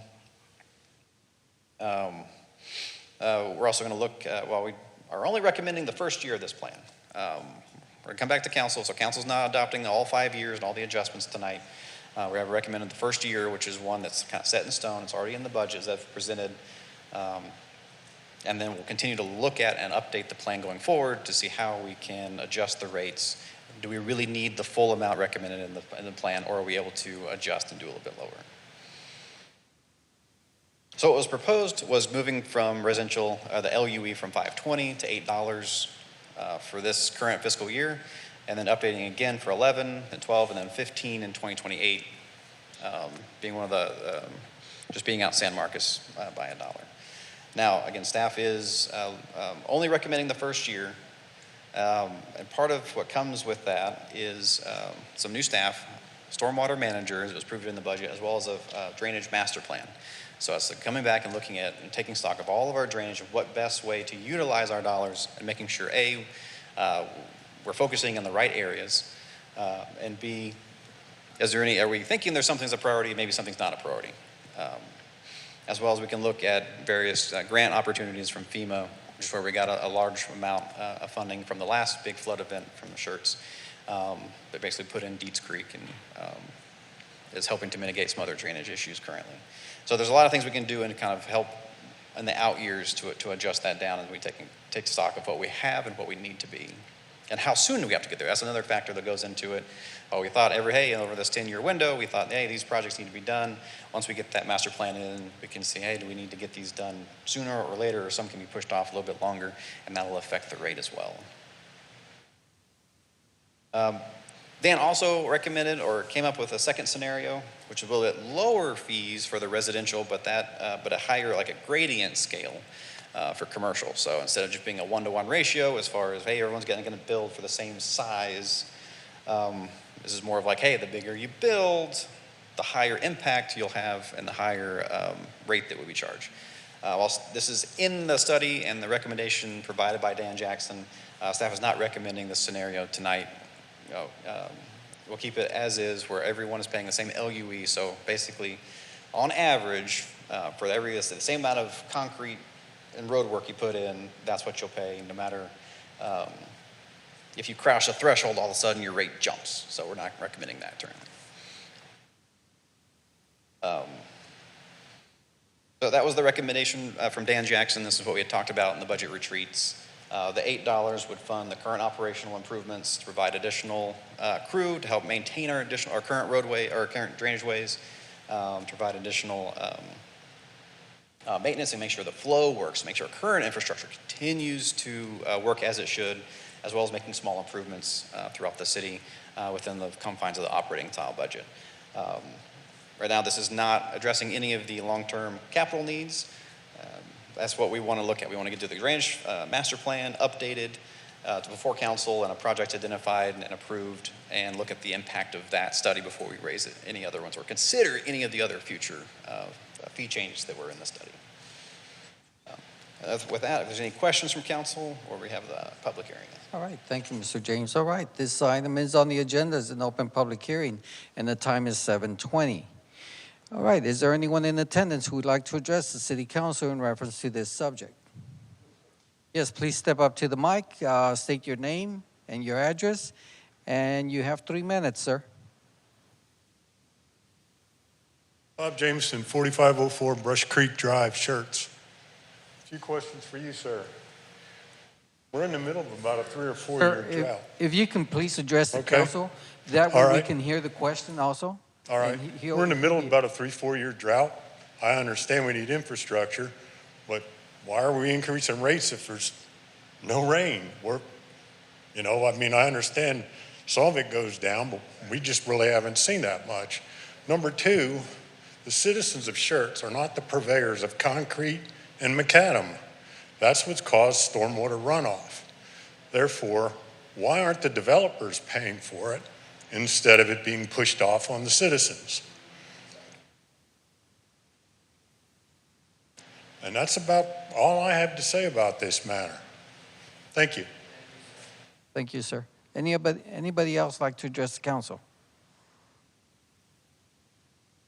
Going once? Going twice? All right, the time is 7:22. Public hearing is closed. Council floor is open for discussion. Councilmember Guerrero. Yeah, can you go back to slide 12, I believe? Go to 13.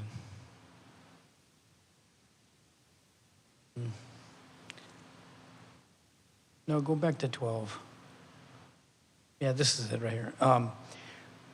The estimates on the right side, those are, how do you calculate those? Because that's to pay the unfunded amounts, correct? So it's estimates that our engineering and public works department came up with based on their understanding of the cost of these types of projects, right? Now, we've not done the design, we've not seen everything involved, but based on their knowledge and expertise, what they see other cities paying, what developers are going to pay for this, they came up with these estimates. So they're getting estimates from other areas as well? It's looking at the cost of things generally, right? Both either public projects or private projects, to come up with these estimates. And again, I will say this, while they seem large numbers, as those who've been on council a while, it's rare that we come back and say, oh, this project's a whole lot less than we thought. It tends to, in fact, to be the opposite. Costs have gone up. It's more than we thought. Gotcha. Thank you. Councilmember Macaluso. Yeah, just a quick question on slide 7. So as of right now, we're just above state average. Okay, you're proposing for us to go to 8, which would be, pretty significantly above. And then the long-term forecast would put us, at least out of these list of cities above any of them. Obviously, we don't know if any of them are asking for an increase on that. What would be the reason that we would have to be significantly higher than most all these other cities? And what are the comparisons when you're looking at the impervious surface area? Sure. So I think it's really two things you can argue where we have greater costs. One is our particular situation, we have more drainage that we have to manage throughout our community than other communities do, right? Every city is a little bit different in terms of the infrastructure.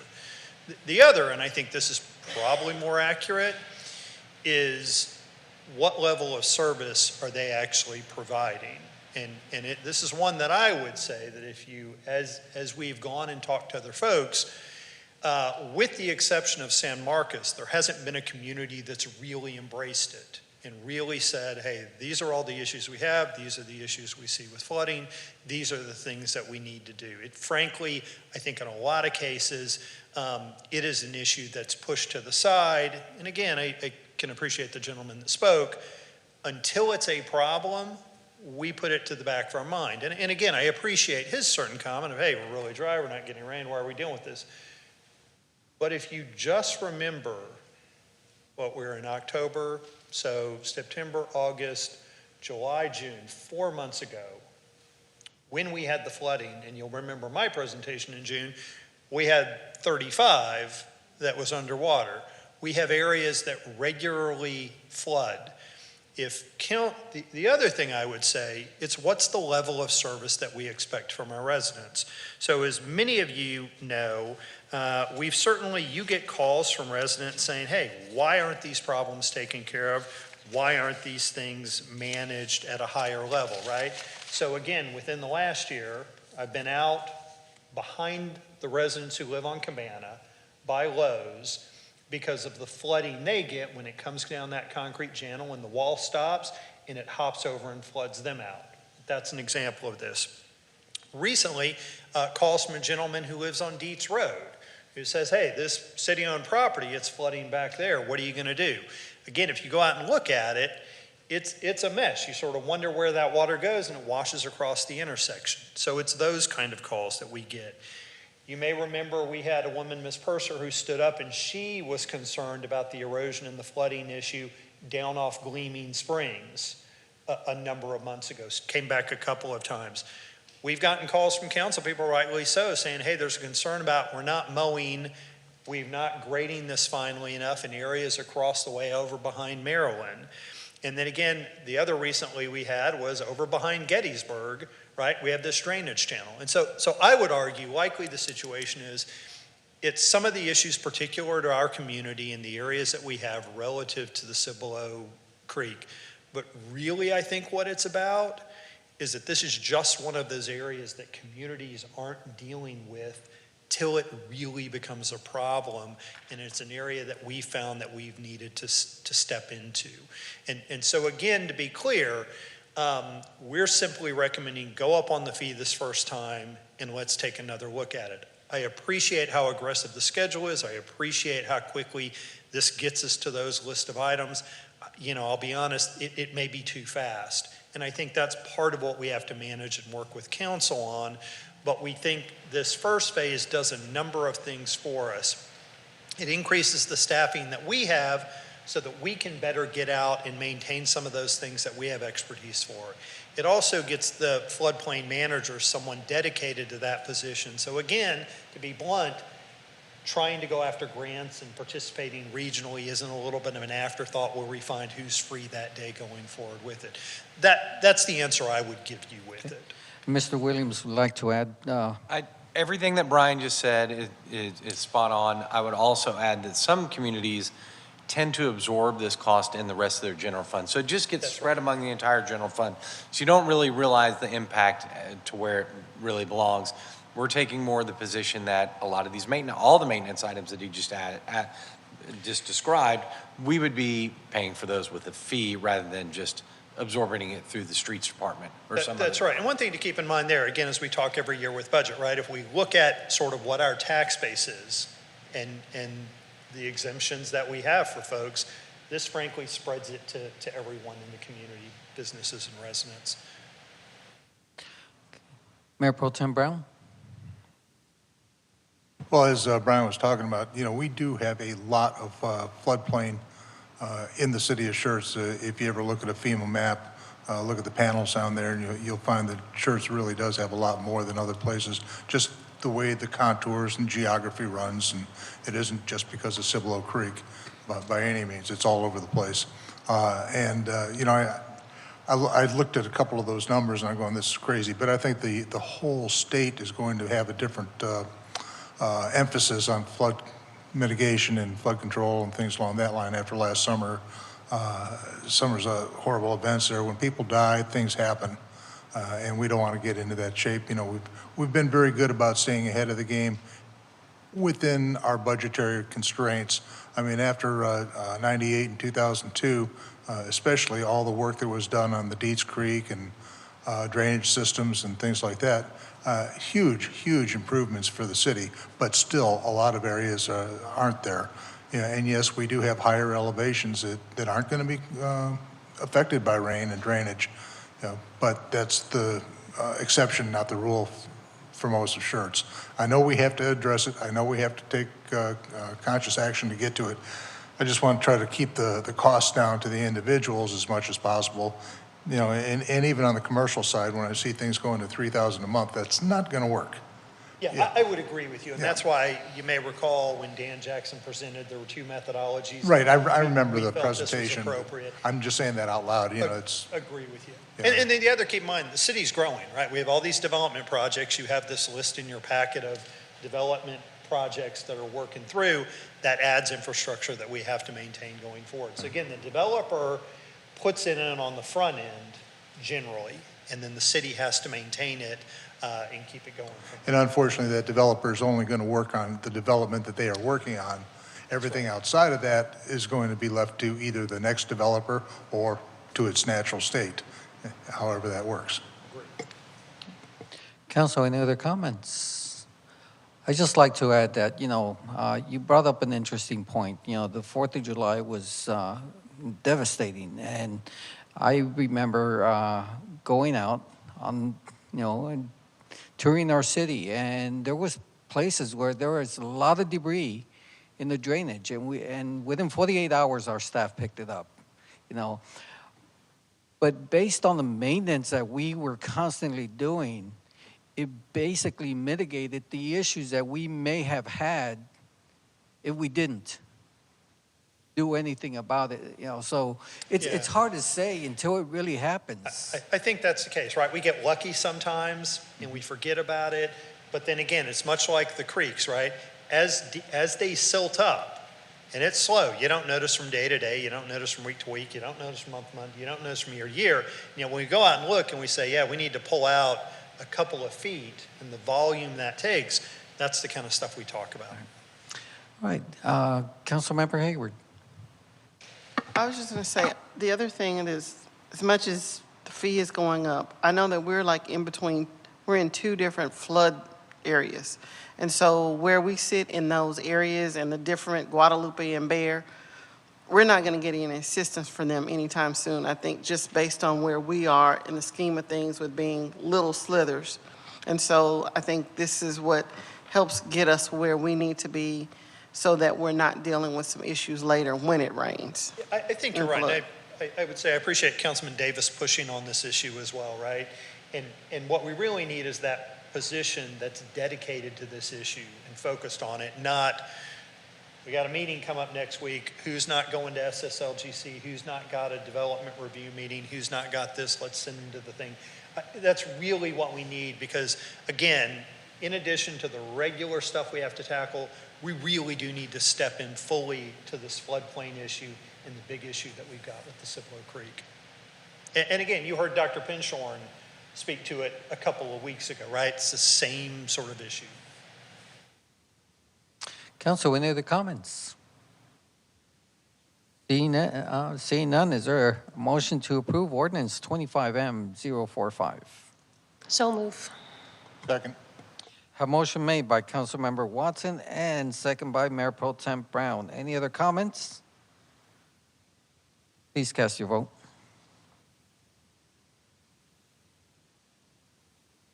We can publish the vote, please. We have 7 ayes, no objections. Motion passes. Right, we'll move on to item number 17, ordinance number 25A039.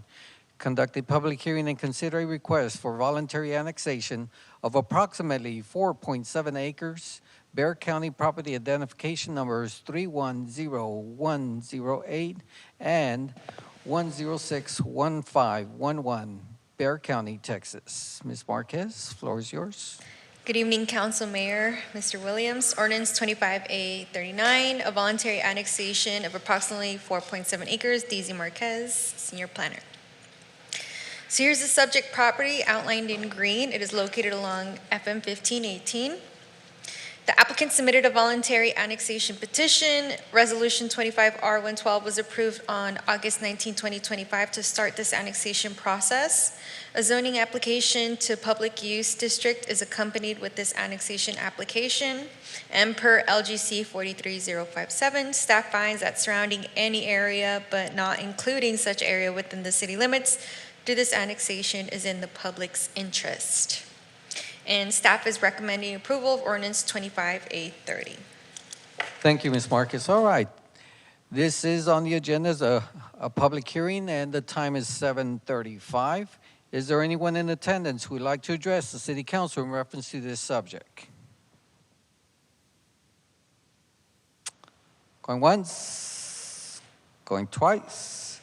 The time is still 7:35. Public hearing is closed. All right, Council, floor is open for discussion. Councilmember Watson.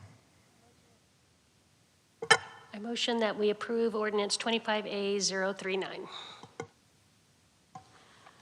Second. We have motion made by Councilmember Watson, second by Mayor Pro Tem Brown? No?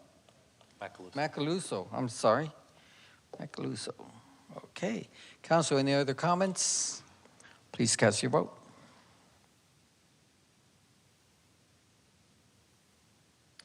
We can publish the vote, please. We have 6 yeas, no objections. Motion passes. All right, we'll move on to item number 18, ordinance number 25S040. Conduct a public hearing and consider a request to rezone approximately 4.7 acres of land to public use district pub known as 8890 East FM 1518 North, more specifically known as Bexar County Property Identification Numbers 310108 and 1061511, Bexar County, Texas. Ms. Marquez? Good evening again, Council, Mayor, Mr. Williams. Ordinance 25S40, proposed zone change to public use district on 4.7 acres, Daisy Marquez, Senior Planner. Here's the subject property outlined once again, but on yellow. Here you can see within the larger view, it is 4.7 acres. It's located along 1518, and it is just south of the 1518 apartments, and it is now within city limits. Resolution 25R12 was approved on August 19th, and as you just approved the annexation ordinance 25S39. To the north of the subject property is actually in City of Schertz ETJ, and then further up north is the PDD for the Schertz 1518 apartments. And then just a note on that property to the north, it's actually a pipeline easement, so it is undeveloped. To the south, we have pre-development district where it looks like there is a residence and it's rural. And then to the west, we have 1518 right-of-way and the Crossvine development.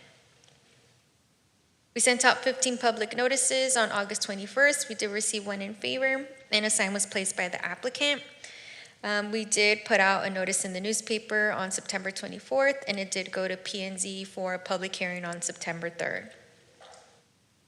So looking towards the criteria for approval for zone changes, one, whether the proposed zone change implements the policies of the adopted comp plan or any other applicable adopted plans. So the comprehensive land use plan does have this area designated as local corridor. That's more meant for locally oriented commercial, retail, small scale mixed use. But again, when looking at zone changes, thinking of zone changes that would be compatible in scale and intensity with the local neighborhood. Public use district is meant to provide services to the local community, so think schools, places of worship, post offices. The proposed public use district does meet that intent of the local corridor land use designation. Two, whether the proposed zone change promotes the health, safety, and general welfare of the city. So again, the comp plan stipulates that public uses are appropriate to be located within all land use designations or land use categories. And here you can see to the left, a list, and again, this is not exhaustive, but this is a list of some of the uses allowed within public use districts. So again, it's governmental facilities, municipal offices, post offices, schools. And engineering did review the TIA determination form, and they came to the conclusion that the peak vehicle trips on Sunday when normal traffic is light, so no adverse impact on the transportation by the proposed change. And then the permitted uses within PUB and the site design requirements are there in place to help make sure that the zone change promotes the health, safety, and general welfare of the community. So 3, whether the uses permitted by the proposed change will be consistent and appropriate with the existing uses in the immediate area. Again, these are the uses necessary in a community to create that basic neighborhood unit. And 4, whether other factors are deemed relevant and important in consideration of the amendment. So staff has ensured the proposed zone change meets the UDC requirements, and fire, EMS, and police were notified and did not provide any objections to the specific zone change. And due to the proposed zone change to public use district being compatible with the comprehensive land use plan, future land use map, and the existing uses in the immediate area, staff is recommending the approval of ordinance 25S40. And the Planning and Zoning Commission held a public hearing for the item on September 3rd, and they made a recommendation of approval with a unanimous vote. And then we do have a representative from the proposed place of worship from the Archdiocese here present if you have questions for them, and the architect as well. Would the applicant like to say a few words before we open up the public hearing? Okay, all right. All right, then this is a public hearing. The time is 7:41. Is there anyone in attendance who'd like to address the City Council in reference to this subject?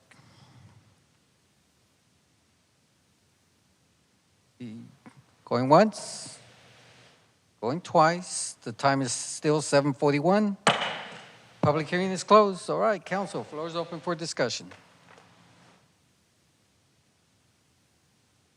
Seeing no discussion, is there a motion to approve ordinance number 25S040? I'll make the motion. Hey, who is that from? Davis. And give it to Mark. Hey, where's that?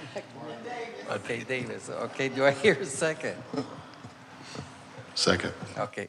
We have a motion made by Councilmember Davis and second by Councilmember Macaluso. Council, any other comments? Please cast your vote. We can publish the vote, please. We have 7 ayes, no objections. Motion passes. All right.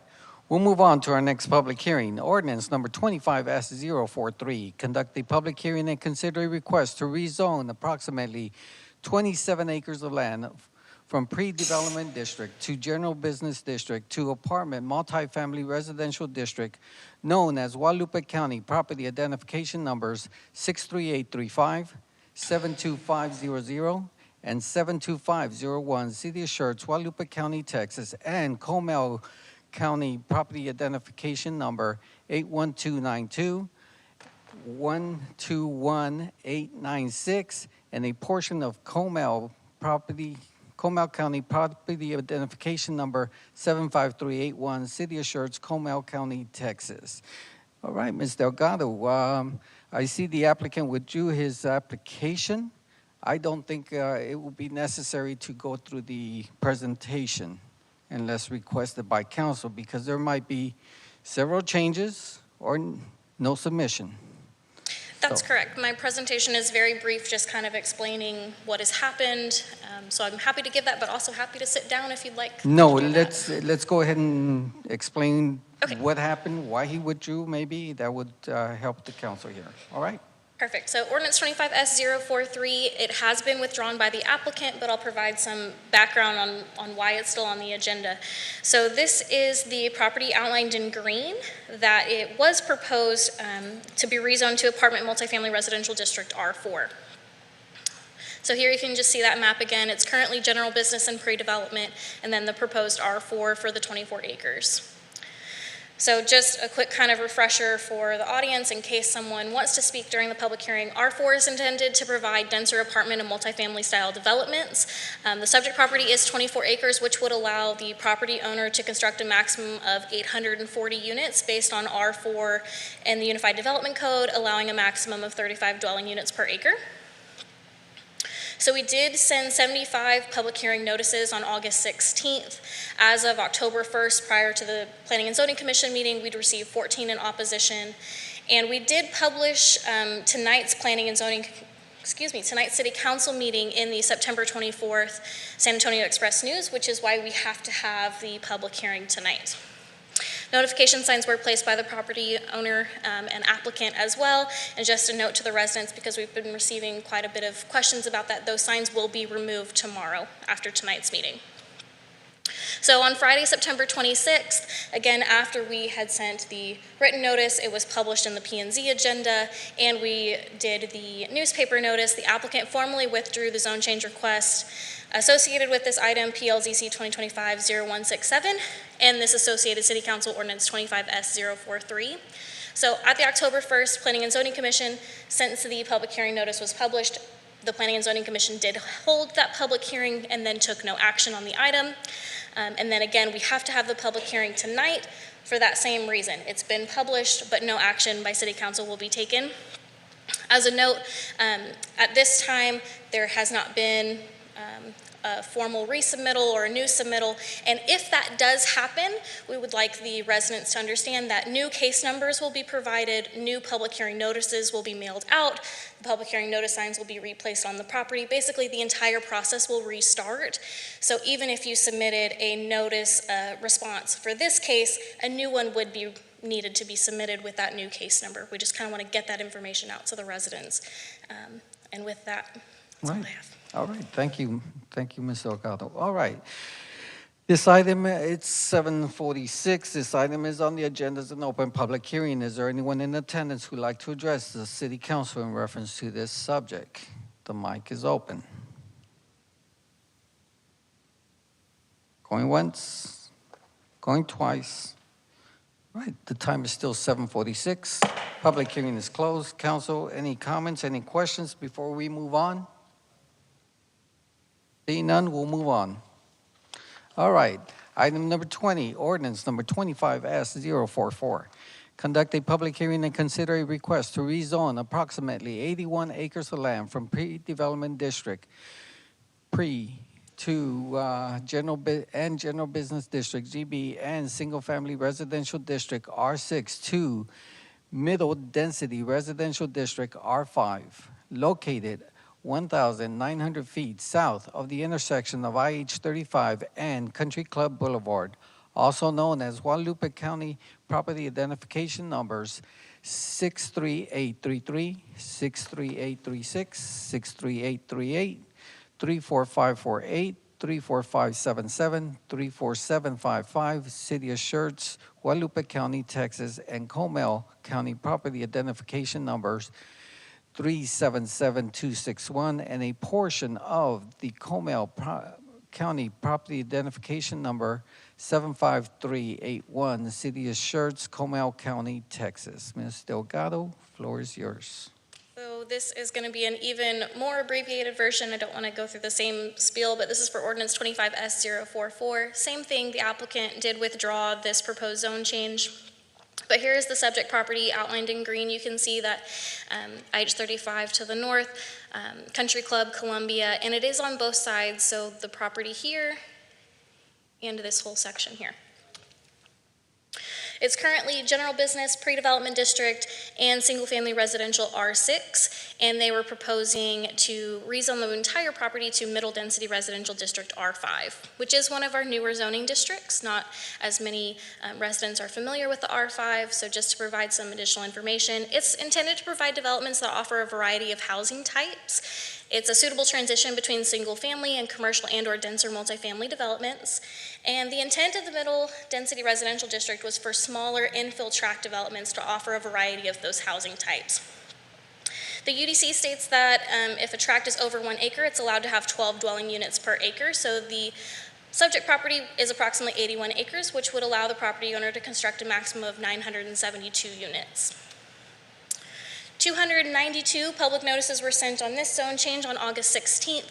As of October 1st, prior to the Planning and Zoning Commission, we did receive 1 in favor and 88 in opposition. And again, this case was published in the San Antonio Express News on September 24th as well. At the same time as the applicant withdrew the previous case, they also withdrew this item as well. And then again, since that public hearing notice was already published, we do have to have the public hearing tonight, but then no action. That's it. All right. Thank you, Mr. Delgado. All right, this is a public hearing. This time is 7:49. Is there anyone in attendance who'd like to address the city council in reference to this subject? Please state your name and address, and you are limited to 3 minutes.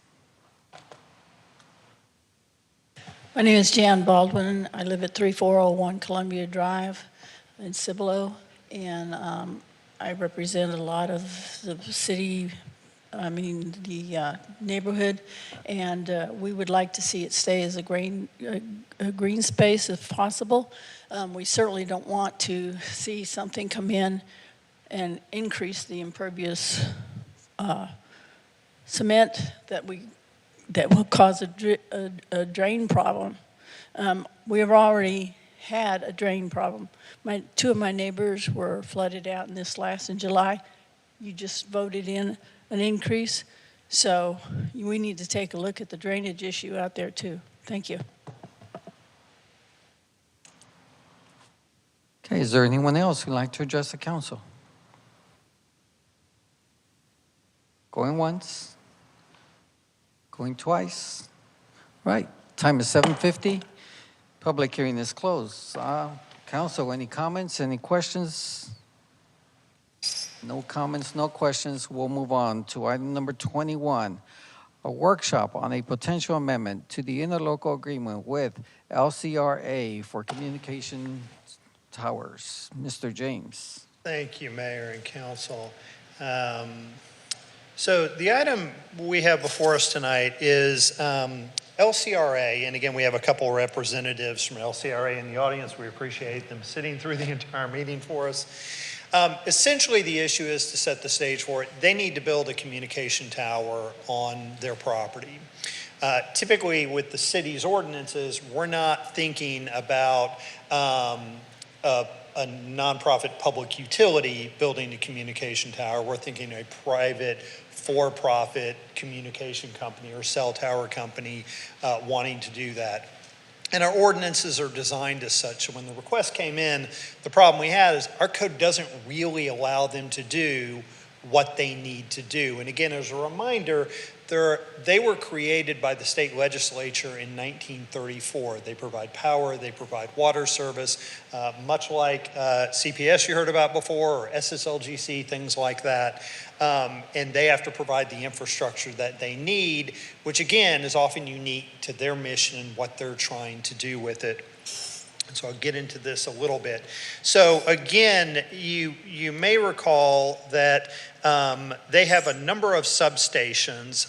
This is the substation in question.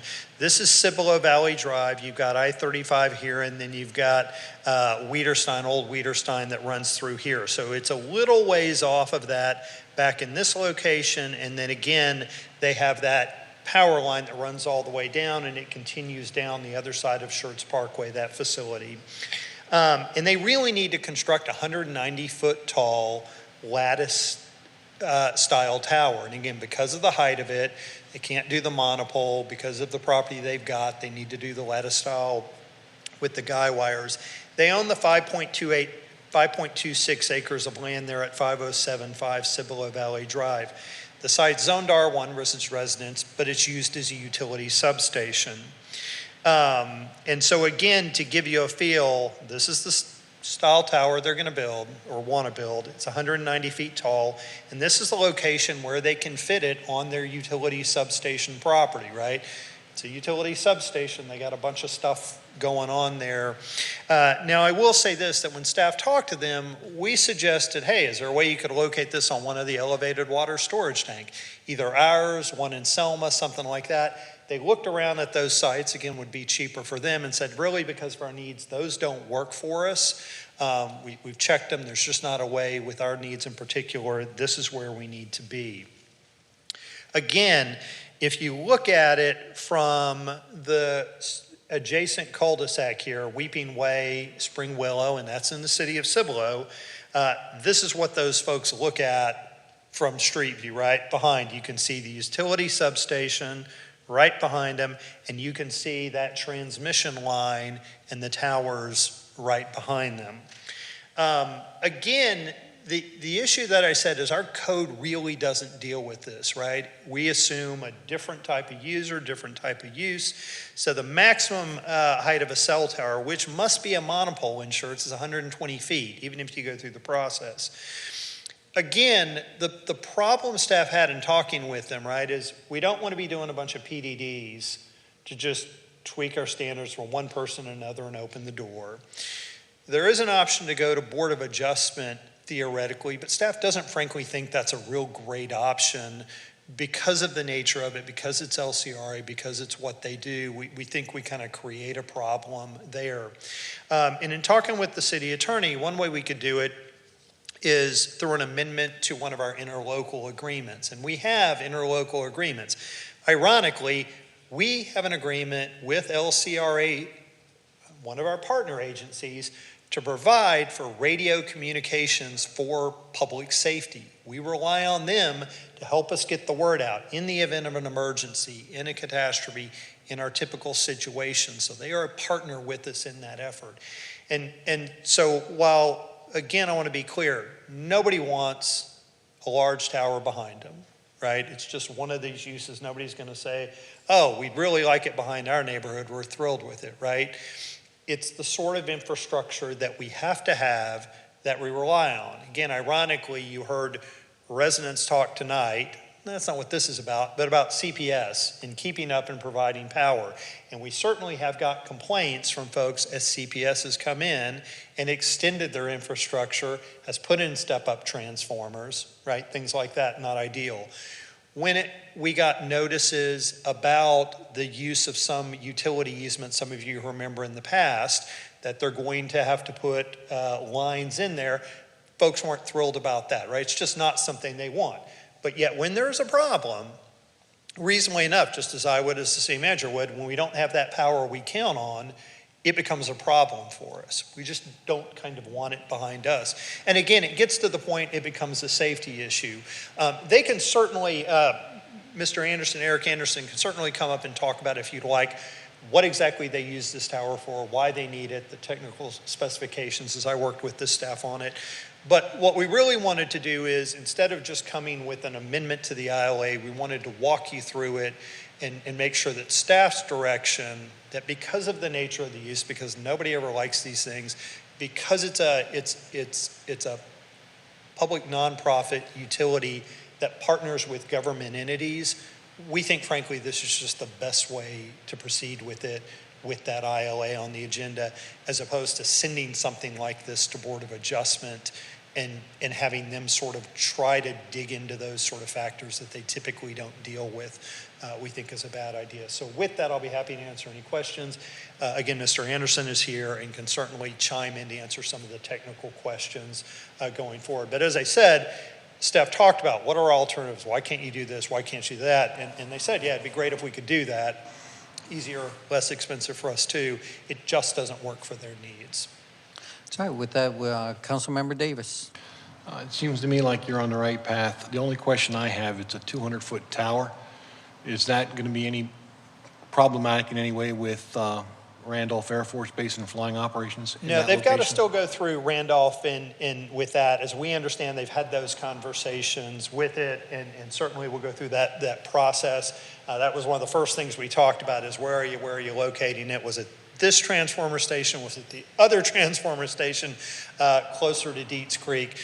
So that standard sort of stuff, so I don't think that's an issue. It's just frankly an unpopular thing. Nobody really wants it, but again, we think there's a need for it.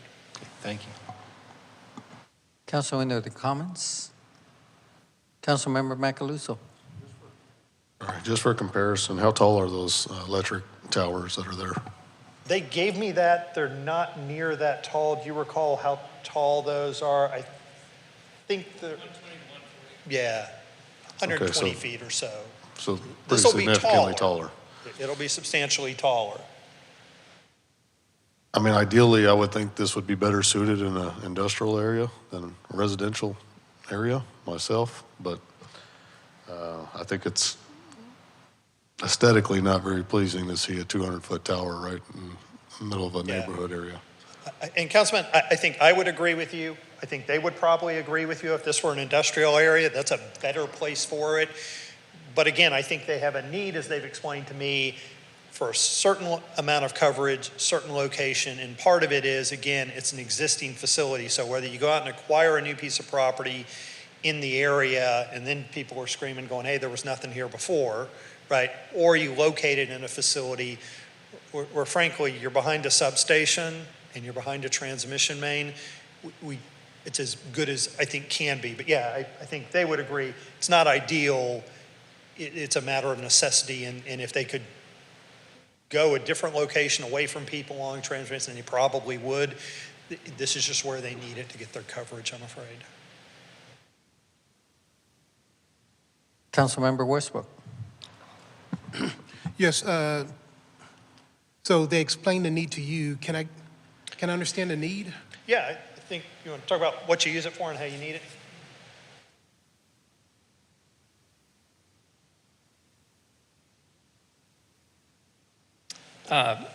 Mayor Gutierrez, council members, Mr. Williams, city staff, and members of the community, thanks for having me. Eric Anderson, I'm the Vice President of Telecommunications. So the intended use for the tower is for communications with critical infrastructure. So we have fiber coming into our electric substation that we use for monitoring all the grid and the critical infrastructure for LCRA. And then the tower is to extend wireless coverage for the region. So we have a number of intended uses for wireless coverage.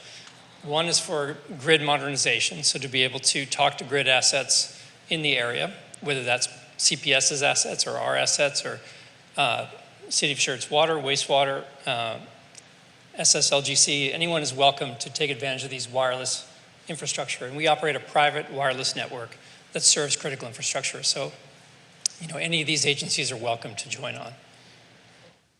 I think so it's basically a private wireless network that neighboring communities, our regional, can take advantage of. Do we already take advantage of it, or? We have, as I said, we have the current ILA where they provide services. So in that sense, rely on LCA or as a partner. I think once this gets up and running, we're going to retake a look at our needs and see if we have an additional need for it as well. Yes, it will be used for public safety. So part of the communications is point-to-point microwave communication from the Live Oak Water Tower to this tower. Thank you, sir. I appreciate it. Mayor Pro Tem Brown. Yeah, I think you guys are hitting exactly what I was going to ask about as well. It is a public utility. It is, although it's a private network, it's for the public utility use.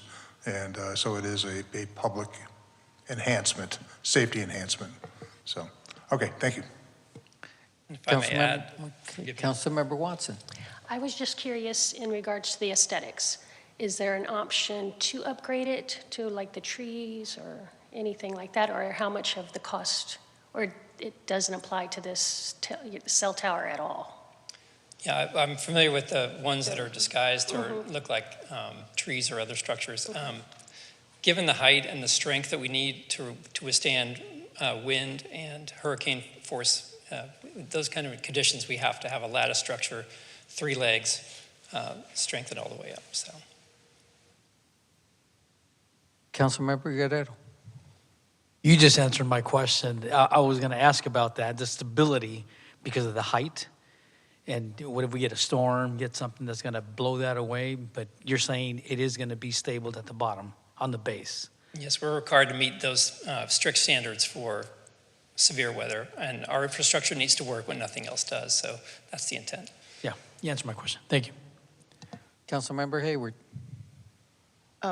Brian, I think you're going on the right path of getting this done. I was at a forum, and they talked about different companies providing for public entities to be able to use it because of regular cell phone coverage from certain carriers just can't do that, and they got to be able to communicate when it's an emergency.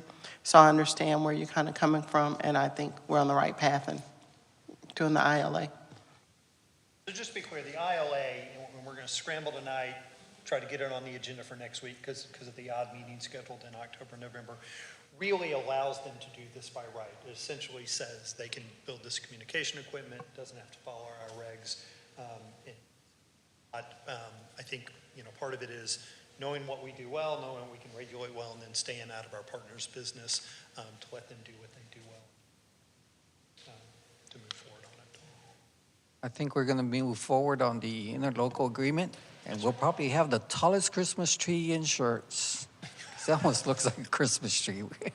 But thank you, sir, for providing the services, for the public services that are needed to the community. Appreciate it. Thank you so much. Okay. Thank you. I'll see you right then. All right, Okay. we'll move on. Item number 22 is monthly updates and major projects in progress, the CIP. Item number 23 is a check report for August 2025. And item number 24 is the quarterly update on City Council approving zoning and specific use permit ordinances in relation to current development status. These were information packets that were provided to council and available for public viewing at our website, schertz.com. With that, council, any updates or information you're requesting from staff? Council, is there any items you'd like to place on the future agenda? See none. All right. Announcements by our council members. Mayor Pro Tem Brown. Nothing tonight. Councilmember Davis. Just attended the TERS meeting earlier this evening. Councilmember Watson. National Night Out, NEP Luncheon, Tri-County Chamber Luncheon, and that's all. Councilmember Macaluso. The TERS meeting from earlier today and National Night Out. Councilmember Guerrero. The Dunkin' Pumpkin Dump and National Night Out, Kramer Farm, naming of the park, and the ribbon cutting at the Aviation Apartments. Councilmember Westbrook. Yes, Mayor, National Night Out, ribbon cutting for John Sand Home Health, and Citizens Advisory Committee meeting for the Schertz Cibolo Universal City Independent School District. And Councilmember Hayward. I have a plethora of things. I attended the ARCID meeting, which is the Association Rural Cities in Texas, although we're not a rural city. It's about 50,000 in population they deal with. They did have a lot of good things that could be applied to the city of Schertz. I did Dunkin' for Pumpkins. This time I did it with my grandkids, and it was fantastic to be on the other end with the pool and getting out the pumpkins. The fire prevention poster judging, NEP luncheon, ribbon cutting for Althoff Safar, for New York Life partner, Brandon Hill's goodbye reception, a ribbon cutting for John Sand Home Health, National Night Out, ribbon cutting for 1518. And just as a heads up, and I'll send out a reminder, I will not be at the October 21st meeting. I will be representing Texas at the Southern Municipal League in Virginia Beach. That's all. Right. The time is 8:07. We stand adjourned.